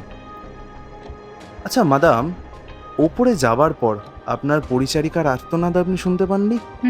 ইউ আর রাইট, এরম কিছু একটা শুনেছিলাম আমি। আপনি নিশ্চয়ই তাকে কিছু জিজ্ঞেস করেছিলেন? ডেফিনেটলি করেছিলাম। সে জানালো কীরকম একটা সাদা ভাসমান মূর্তি সে দেখেছিল। সেই অদ্ভুত দৃশ্য দেখে ভয় চিৎকার করে উঠেছিল। এই ইলিটারেট মেয়েদের কথা আর কি বলবো বলুন। গতকাল রাতে লেডি জুলিয়ার পরনে কি পোশাক ছিল আপনার মনে আছে? হ্যাঁ, আপনি কি বোঝাতে চাইছেন আমি বুঝতে পেরেছি। আমার সার্ভেন্টের হোয়াইট ড্রেস পরা লেডি জুলিয়াকে অন্যরকম মনে হয়েছিল বলছেন? হে আর আলাদা কি, এই সমস্ত মেয়েরা একটু সুপারস্টিসিয়াসই হয়। আপনার এই পরিচারিকাটি কতদিন আপনার কাছে আছে? বেশি দিন নয়, 5 months অনলি। আপনার অনুমতি নেই তার সঙ্গে একবার কথা বলতে চাই আমি। মিসেস ভান্ডারলিনের চোখ একটু বড় হলো, তবুও তিনি শান্ত গলায় সেই অনুমতি দিলেন। আপনাকে অনেক অনেক ধন্যবাদ মিসেস ভান্ডারলিন। আর আপনার সৌন্দর্যের মতোই আপনার ব্যবহারও মুগ্ধকর। আমি প্রশংসা না করে আর পারলাম না। থ্যাংক ইউ মিস্টার পোহো for your specious compliment. Wish you great success. ঘর ছেড়ে তিনি বেরিয়ে গেলেন। পো আপন মনে বিড়বিড় করলেন, সাকসেস আমি পাবো না তা আপনি নিশ্চিত জানেন। সেই জন্যই সাড়ম্বরে সাকসেস কামনা করে গেলেন। Very nice. কিন্তু ভুলে যাবেন না, আমি আমি এরাকুল পোহো। মিসেস ভান্ডারলিনের ফরাসি পরিচারিকা মাদমায়াজল লিওনিকে দেখা গেল দরজার সামনে। কালো পোশাক আর কাঁচ ছোঁয়া ঢেউ খেলানো চুল তাকে বেশ আকর্ষণীয় করে তুলেছিল। পো মনে মনে স্বীকার করলেন মেয়েটির রূপ আছে। মুখে সলজ্জ হাসি নিয়ে ঘরে ঢুকতে ইতস্তত বোধ করছিল সে। পো তাকে ঘরের ভেতর আসার ইঙ্গিত দিলেন। এসো মাদমোয়াজেল, ভয় নেই। ধীর পায়ে মাদমায়াজল লিওনি এসে বসলেন পোয়ের ঠিক উল্টো দিকের চেয়ারটায়। তোমাকে দেখে মসিয়ে চার্লিলকে খুবই বেরসিক বলে মনে হচ্ছে আমার। এবার লিওনি অবাক হয়ে তাকালো চোখ তুলে। তুমি খুবই সুন্দর। মসিয়ে চার্লিলকে জিজ্ঞেস করেছিলাম তুমি দেখতে কেমন। সে উত্তরে বলেছিল সে জানে না। এবার লিওনির মুখে কথা ফুটল। অবজ্ঞা স্বরে সে বলল, ও, ওই পাথরের মূর্তিটার কথা বলছেন? ও জীবনে কোনোদিন কোনো মেয়ের দিকে তাকিয়েছিল কিনা তাই সন্দেহ। বেচারাই বলতে হবে। নিঃসন্দেহে সে অনেক কিছুই হারিয়েছে।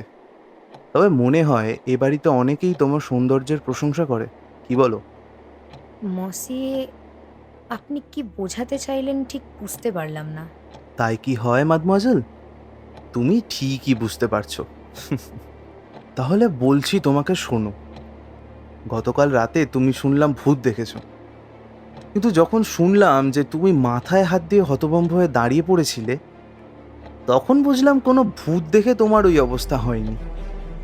বুঝলে লিওনি, ভূত দেখে কোনো মেয়ে যখন ভয় পায়, সঙ্গে সঙ্গে বুকে হাত দিয়ে কিংবা দু হাতে মুখ ঢেকে সে আর্তনাদ করে ওঠে। মেয়েদের ভয় পাবার ওটাই স্বাভাবিক ভঙ্গিমা। কিন্তু তার হাত যদি মাথার উপরে দোকানের পাশে থাকে, তাহলে ধরে নিতে হবে ওর ব্যাপারটা অন্য কিছু। আমি বলতে পারি তোমার চুল এলোমেলো হয়ে গিয়েছিল আর তুমি দ্রুত হাত দিয়ে চুলগুলোকে ঠিক করতে ব্যস্ত হয়ে পড়েছিলে। আমি ঠিক বলছি কিনা এবারে তুমিই বলো। সত্যি করে বলো তো, সিঁড়ির মাঝখানে দাঁড়িয়ে তুমি অমন চিৎকার করে উঠেছিলে কেন? আমি কিছু মিথ্যে বলছি না মসিয়ে পহু। আমি সত্যি সাদা পোশাকে মোড়া একটা ছায়ামূর্তি দেখে আঁতকে উঠেছিলাম। আপনি বিশ্বাস করুন। মাদমাজেল, আমাকে বোকা বানানোর চেষ্টা করো না। তোমার এই কাহিনী মসিয়ে চার্লিলের কানে খুব বিশ্বাসযোগ্য মনে হতে পারে, কিন্তু কিন্তু কিন্তু আমি এরাকুল পোহো, আমার কাছে সেরকম নয়। সেটা তুমি আশা করি বুঝতে পারছো। আসল কথাটা হলো একটা অপ্রত্যাশিত চুম্বন তোমাকে চমকে দিয়েছিল, আর তোমাকে চুমু খেয়েছিলেন মসিয়ে রেগি ক্যারিংটন, তাই নয় কি? এবার ঝকঝকে চোখে তাকালো লিওনি। পোর চোখ তার চোখে আটকে গেল। বেশিক্ষণ তাকিয়ে থাকতে পারল না সে। চোখ সরিয়ে মাথা নত করল। পো মেয়েটির মনোভাব উপলব্ধি করতে পেরে স্নেহার্দ্র কণ্ঠে বললেন, একটা চুমুর ব্যাপার এমন কিছু নয় লিওনি। তুমি ব্যাপারটা কি হয়েছিল আমাকে বলো। সলজ্জ কণ্ঠে মুখ না তুলেই লিওনি বলতে লাগলো, মিস্টার রেগি কখন আমার পেছনে এসে দাঁড়িয়েছিল আমি বুঝতে পারিনি। আচমকা সে দু হাতে আমাকে চাপটে ধরে আদর করে চুল ঘেঁটে দিয়েছিল। আমার আর কিছু করার ছিল না তখন। রেগি বলে আমি বুঝতে পারিনি, তাই ভয় পেয়ে চিৎকার করে উঠেছিলাম। হ্যাঁ, তারপর? পরক্ষণেই স্টাডির দরজা খুলে বেরিয়ে সেক্রেটারি মিস্টার চার্লিল সিঁড়ির কাছে ছুটে আসেন। আমি সিঁড়ির ওপরে হতভম্ব হয়ে দাঁড়িয়ে পড়েছিলাম। কেন চিৎকার করে উঠেছি আমাকে বলতে হলো। ভূতের মিথ্যে কাহিনী বলে কোনো রকমে সামাল দিতে হলো আমাকে। এছাড়া আর কোনো উপায় ছিল না আমার। সব ব্যাখ্যাই পাওয়া গেল এতক্ষণে। পো সহানুভূতির দৃষ্টি নিয়ে লিওনের দিকে তাকালেন এবং বললেন, দেখো মাদমাজেল, তোমাকে কোনো ঝামেলার সঙ্গে আমি জড়াতে চাই না, তবে তোমাকে আমার একটা উপকার করতে হবে। ইউর ভেরি কাইন্ড মসিয়ে পোহো। আপনার উপকার হতে পারে এমন যে কোনো কাজই আমি করব। আপনি জাস্ট বলুন আমাকে। তোমার ম্যাডামের ব্যাপারে কি জানো? স্পেশাল কিছুই নয় মসিয়ে, তবে উনি যাদের সঙ্গে মিশেন তাদের একটা বৈশিষ্ট্য আমার চোখে পড়েছে। আচ্ছা, কীরকম? ম্যাডামের বেশিরভাগ বন্ধুই সৈন্য বিভাগের লোক। কেউ হয়তো নাবিক বা কেউ এয়ারফোর্সের, আর নয়তো কেউ আর্মির। এছাড়াও এখানে অনেকেই আসেন ম্যাডামের কাছে, তারা যদিও বিদেশি, তারা যদিও একটু চুপি চুপিই আসেন। আমার মনে হয় ম্যাডাম এখনো যথেষ্ট সুন্দরী, কিন্তু তার বন্ধুরা তার সৌন্দর্যের ব্যাপারে একটু বেশি এক্সাইটেড বলে আমার মনে হয়। এই সবই অবশ্য আমার ধারণা। আমি নতুন এসেছি এখানে, কোনো গোপন কথা সেরকমভাবে তিনি আমাকে বলেন না। তার মানে তিনি নিজেই সব কিছু করতে চান? এক্স্যাক্টলি তাই মসিয়ে। ওয়েল, আমাকে তো তুমি তাহলে সাহায্য করতে পারো। বলুন মসিয়ে, আমি আমার সাধ্যমতো চেষ্টা করব। একটা কথা আমাকে বলো, আজ সকালে তোমার ম্যাডামকে কীরকম মেজাজে দেখেছো? তাকে খুবই খুশি মনে হচ্ছিল আমার। এই খুশি খুশি মেজাজের কারণ কিছু বুঝতে পেরেছো তুমি? না, তেমন বিশেষ কিছু আমি দেখতে পাইনি, তবে খুবই এক্সাইটেড ছিলেন তিনি। কোনো ভিক্টরির আনন্দ যেরকম হয় তেমন? হ্যাঁ মসিয়ে, ঠিক এই কথাটাই আমি আপনাকে বলতে চেয়েছিলাম। ধন্যবাদ মাদমোয়াজেল, আপাতত এই পর্যন্তই। লিওনি ঘর ছেড়ে চলে গেল। পোয়ের মুখে আশা, নিরাশা এবং চিন্তার ছায়া পড়ল। তিনি ঘরে পায়চারি করতে লাগলেন। লেডি জুলিয়ার সঙ্গে কথা বলা বাকি। সে কথা ভেবেই উত্তেজনা আর উদ্বেগ বাড়ছিল তার। কি বলবেন তিনি? কি শোনা যাবে তার মুখ থেকে? এমন সময় ঘরে প্রবেশ করলেন লেডি জুলিয়া। গভীর দৃষ্টিতে তাকে নিরীক্ষণ করার চেষ্টা করলেন পো। বহু প্রত্যাশিত ওই মুখে আশার প্রতিশ্রুতি দেখতে চাইলেন তিনি। কোনো ভূমিকা না করেই লেডি জুলিয়া বললেন, গতকাল রাতে নাকি এই বাড়িতে চুরি হয়েছে? হ্যাঁ ম্যাডাম, সেই ব্যাপারেই আপনার সঙ্গে দু একটা কথা বলতে চাইছি। হ্যাঁ, লর্ড মেফিল্ড তাই বলছিলেন। গতকাল রাতে আপনাদের ব্রিজ খেলার পর কি ঘটেছিল খুলে বলুন একটু। আমাদের আর এক হাত খেলার ইচ্ছা ছিল, কিন্তু আমার স্বামী বললেন তাহলে অনেক রাত হয়ে যাবে, তাই খেলা ওখানেই শেষ করে দিয়ে আমরা শুতে চলে যাই।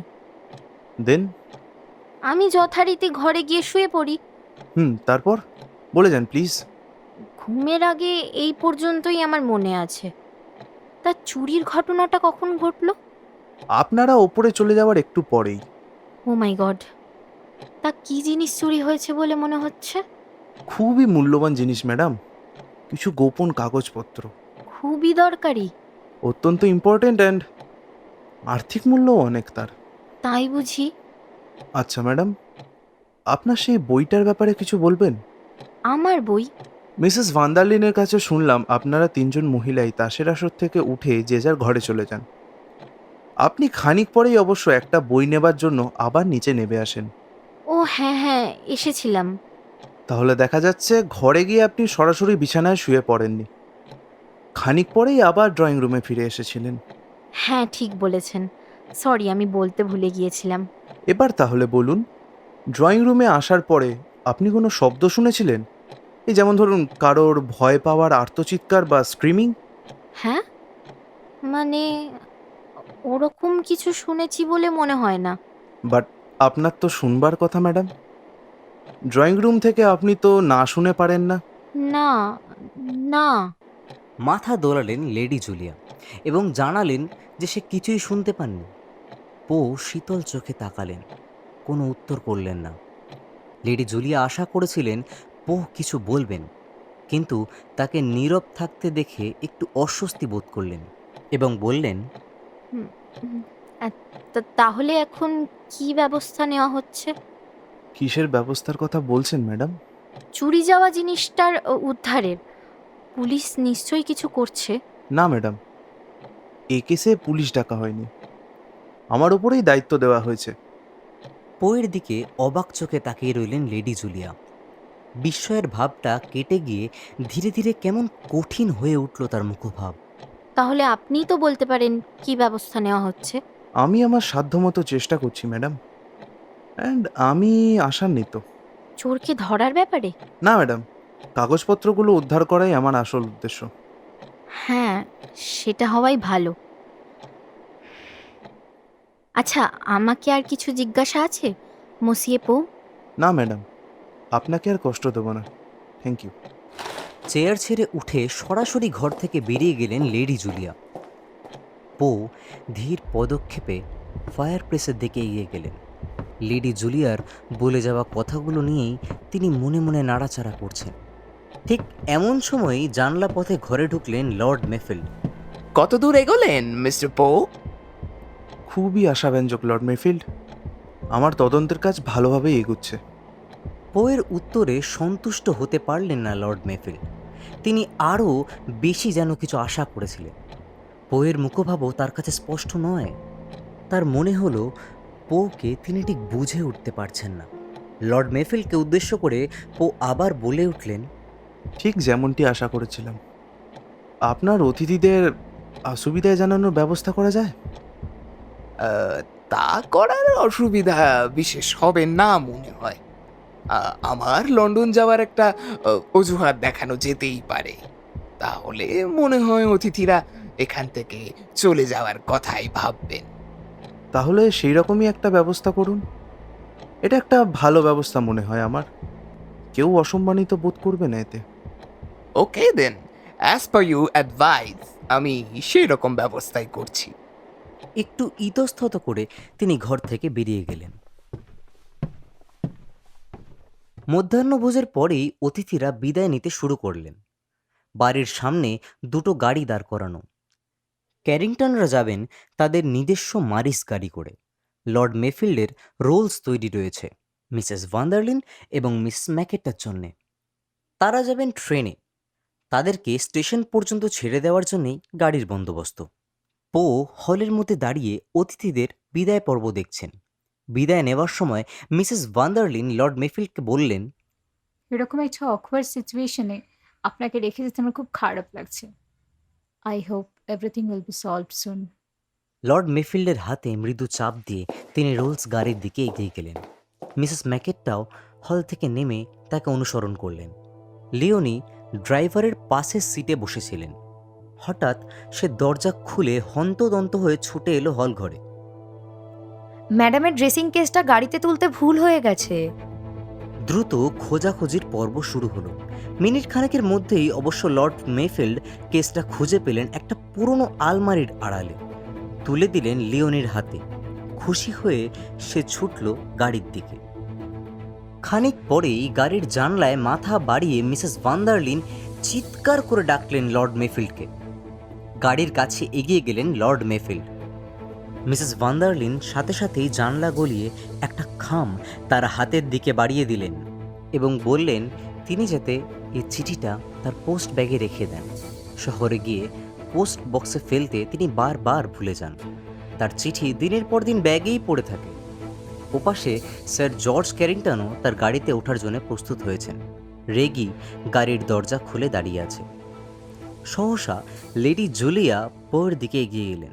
মৃদুস্বরে বললেন, মসিয়ে পো, আপনার সঙ্গে কিছু কথা বলতে চাই। লেডি জুলিয়া তাকে হাত ধরে টেনে নিয়ে এলেন একটি ছোট্ট ঘরে। নিজেই ভেতর থেকে দরজা বন্ধ করে দিলেন। নিরাসক্ত ভঙ্গিতে সম্মোহিতের মতন দাঁড়িয়েছিলেন মিস্টার পো। লেডি জুলিয়া তার দিকে ফিরে বললেন, আপনি যা বললেন তা কি সত্যি? মানে লর্ড মেফিল্ডের কাগজপত্রগুলো কি খুবই গুরুত্বপূর্ণ? হ্যাঁ ম্যাডাম, ওগুলো খুবই দরকারি।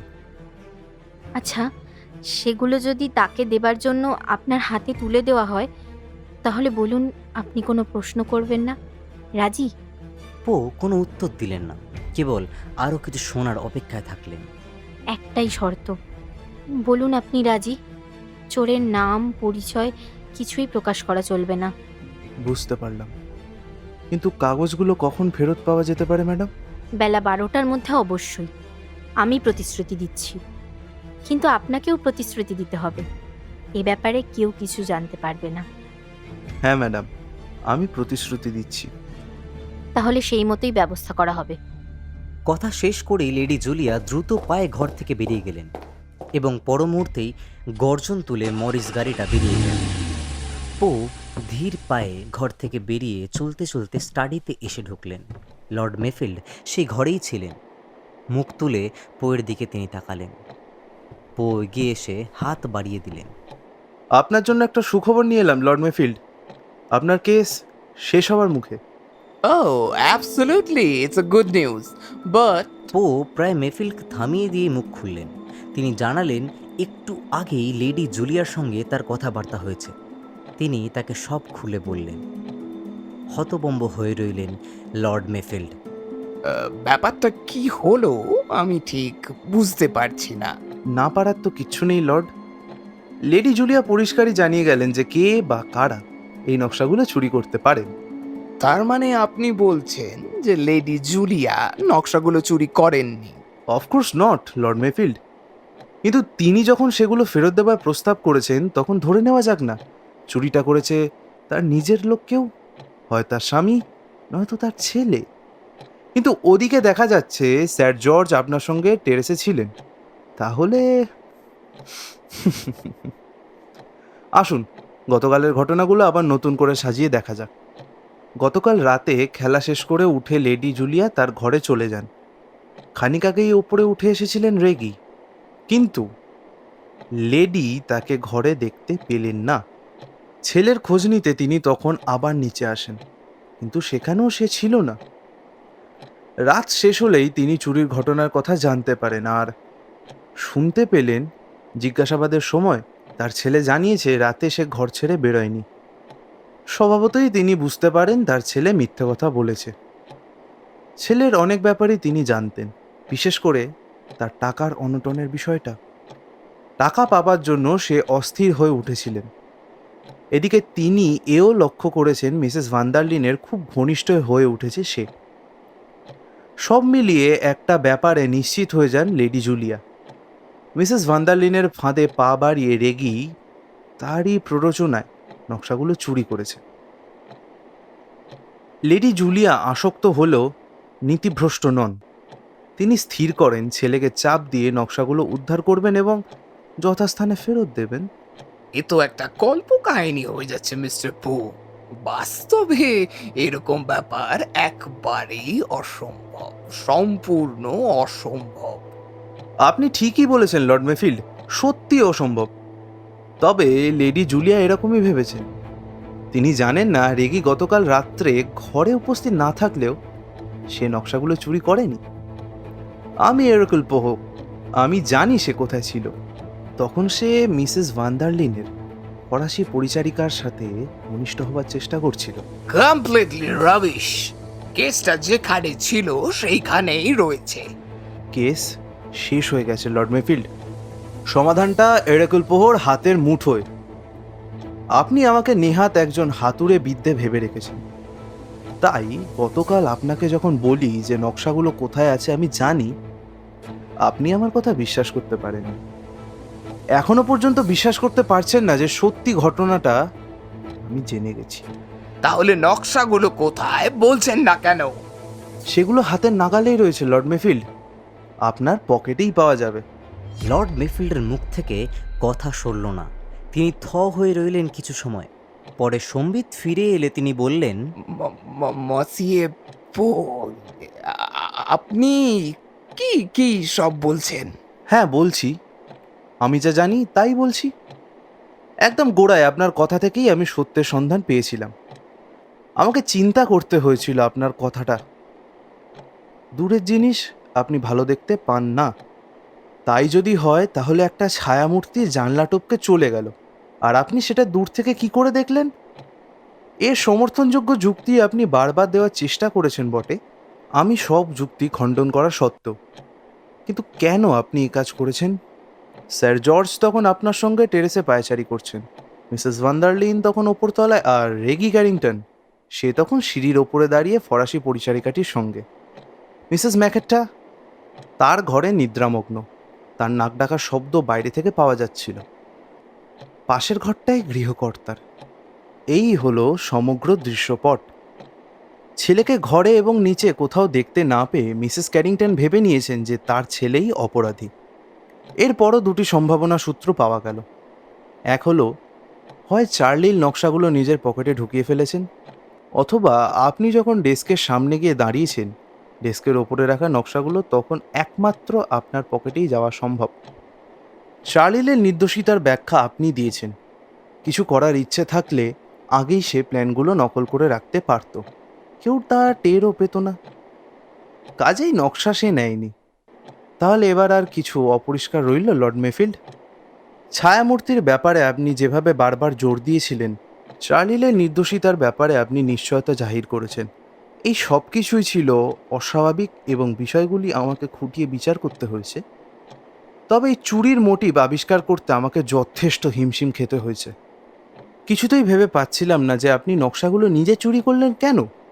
আপনি যে একজন ন্যায়পরায়ণ ব্যক্তি তা আপনার কথাতেই প্রকাশ পেয়েছিল। আপনি আগাগোড়াই চেষ্টা করেছেন যাতে কোনো নিরপরাধ ব্যক্তি সাজা না পায়। এমন একজন সজ্জন ব্যক্তি নকশা চুরি করেছে, কোনো গূঢ় কারণ ছাড়া এমন ঘটনা তো ঘটতে পারে না। আর তাছাড়া এই চুরির ঘটনা প্রকাশ হয়ে পড়লে আপনার ভবিষ্যৎ উন্নতির পদও বিঘ্নিত হবার একটা বড় সম্ভাবনা রয়েছে। সব মিলিয়ে একটা নিদারুণ গোলকধাঁধা। যাই হোক, শেষ পর্যন্ত এই অবিশ্বাস্য ঘটনার উত্তরটা আমি পেয়ে গেলাম। কয়েক বছর আগের একটা ঘটনার মধ্যেই তা গুপ্ত ছিল। সেই সময় ক্ষমতার প্রশ্নে প্রধানমন্ত্রীর সঙ্গে আপনার গোপন বোঝাপড়ার ব্যাপার নিয়ে রাজনৈতিক ক্ষেত্রে তুমুল আলোড়ন সৃষ্টি হয়েছিল।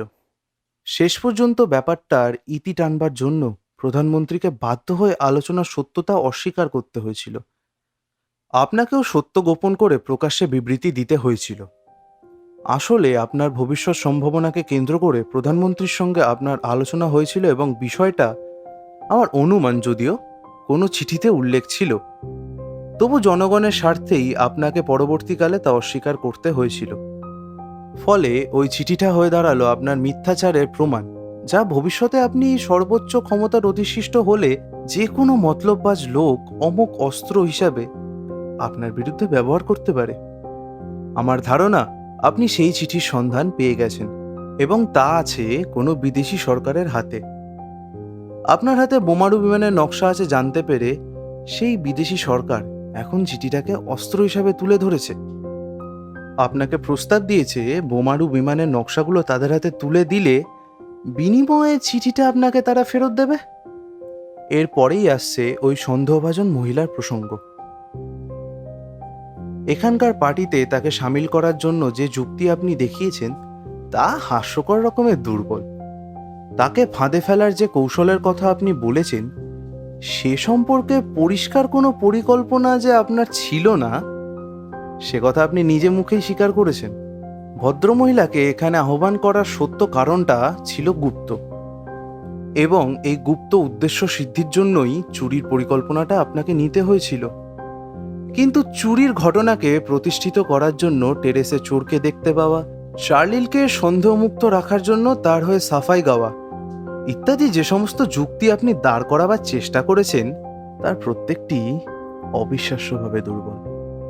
চার্লিলের ঘর ছেড়ে বেরিয়ে আসার ঘটনাটা ঘটেছিল দৈবাত। সে বাইরে না এলেও নকশাগুলি চুরি ঠিকই হতো, কেননা ঘরের ভেতরে ডেস্কটা জানলার ধার ঘেঁষিয়ে এমনভাবেই রাখা হয়েছিল যে চার্লিলের অসতর্ক মুহূর্তে জানলা পথে হাত কলিয়ে নকশাগুলো চুরি করা চোরের পক্ষে এমন কিছু ইম্পসিবল হতো না। কিন্তু চোরের হয়ে কাজটা একদম সুচতুরভাবে আপনি করেছিলেন। ডেস্কের সামনে গিয়ে সবার অলক্ষ্যে নকশাগুলো তুলে নেন এবং পূর্ব আয়োজিত পরিকল্পনা মতো সেগুলো চালান করেছিলেন মিসেস ভান্ডারলিনের ড্রেসিং কেসের মধ্যে। এর বিনিময়ে বিদায় নেবার প্রাক্কালে তিনি সেই বিপজ্জনক চিঠিটা নিপুণ অভিনয়ের আড়ালে আপনার হাতে তুলে দিয়ে যান। সকলে দেখতে পেল তার একটা চিঠি আপনার মেল ব্যাগে পোস্ট করার জন্য দিয়ে গেলেন। দীর্ঘক্ষণ একটানা কথা বলার পর পো নীরব হলেন। সম্মোহিতের মতন কেবল তার ব্যাখ্যা শুনে গেছেন লর্ড মেফিল্ড। এরপর তিনি বলে উঠলেন, মসিয়ে পো, আমি স্বীকার করছি আপনার অসাধারণ বিচক্ষণতা আর জ্ঞান সম্পূর্ণ। আপনাকে আর একটা কথা বিশ্বাস করতে অনুরোধ করব।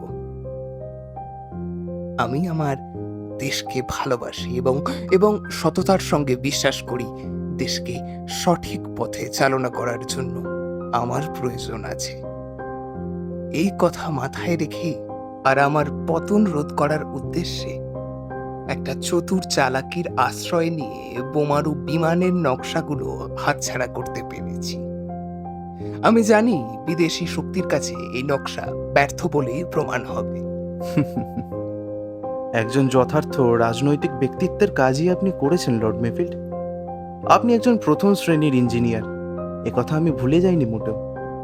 প্রযুক্তিগত সূক্ষ্ম পরিবর্তন যে একটা গোটা প্ল্যানকে দুর্বোধ্যভাবে ব্যর্থ করে দিতে পারে একজন দক্ষ ইঞ্জিনিয়ার তা ভালোই জানেন।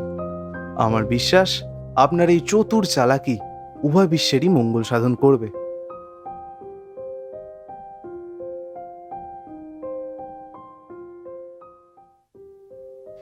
দেশের স্বার্থ রক্ষার ভার কেবলমাত্র উচ্চপদস্থ মন্ত্রী বা রাজার হাতে নয়, থাকে আপনার আমার মতন সাধারণ প্রত্যেক নাগরিকের হাতে। এবার আপনি ঠিক করুন দেশকে কোন পথে চালিত করবেন আপনি। শুনছিলেন আজকের গল্প মাদাম আগাথা ক্রিস্টির দ্য ইনক্রেডিবল থেফট। আজ গল্প পাঠে রেজ, এরাকল পোয়ের চরিত্রে শুভম, লর্ড মেফিল্ডের চরিত্রে অনির্বাণ, স্যার জর্জ এবং চার্লিলের চরিত্রে সুমন, রেগির চরিত্রে ঋষিকেশ, মিসেস ভান্ডারলিনের চরিত্রে পিয়ালি, লেডি জুলিয়া এবং ম্যাকেটার চরিত্রে নেহা, লিওনির চরিত্রে শ্রীলেখা। আজ গল্প পরিচালনায় সুমন, গল্পের সাউন্ড মাস্টার মিক্সিং এবং বিজিএমে রেজ, পোস্টার ডিজাইনিংয়ে রেজ, শব্দগ্রহণ এবং টিম ম্যানেজমেন্টে ঋষিকেশ। শেষ হলো আজকের পরিবেশনা। আজকের গল্পটা আপনাদের কেমন লাগলো আপনারা জানাতে ভুলবেন না আমাদের কমেন্ট বক্সে। এছাড়াও আপনারা ইমেল আইডিতেও পাঠাতে পারেন, আর ইমেল আইডিটা পেয়ে যাবেন আমাদের নিচে ডেসক্রিপশন বক্সে। পরের সপ্তাহে ফিরে আসছি তাহলে একদম অন্যরকম একটা গল্প নিয়ে। টিল দেন সবাই ভালো থাকুন আর গুড নাইট।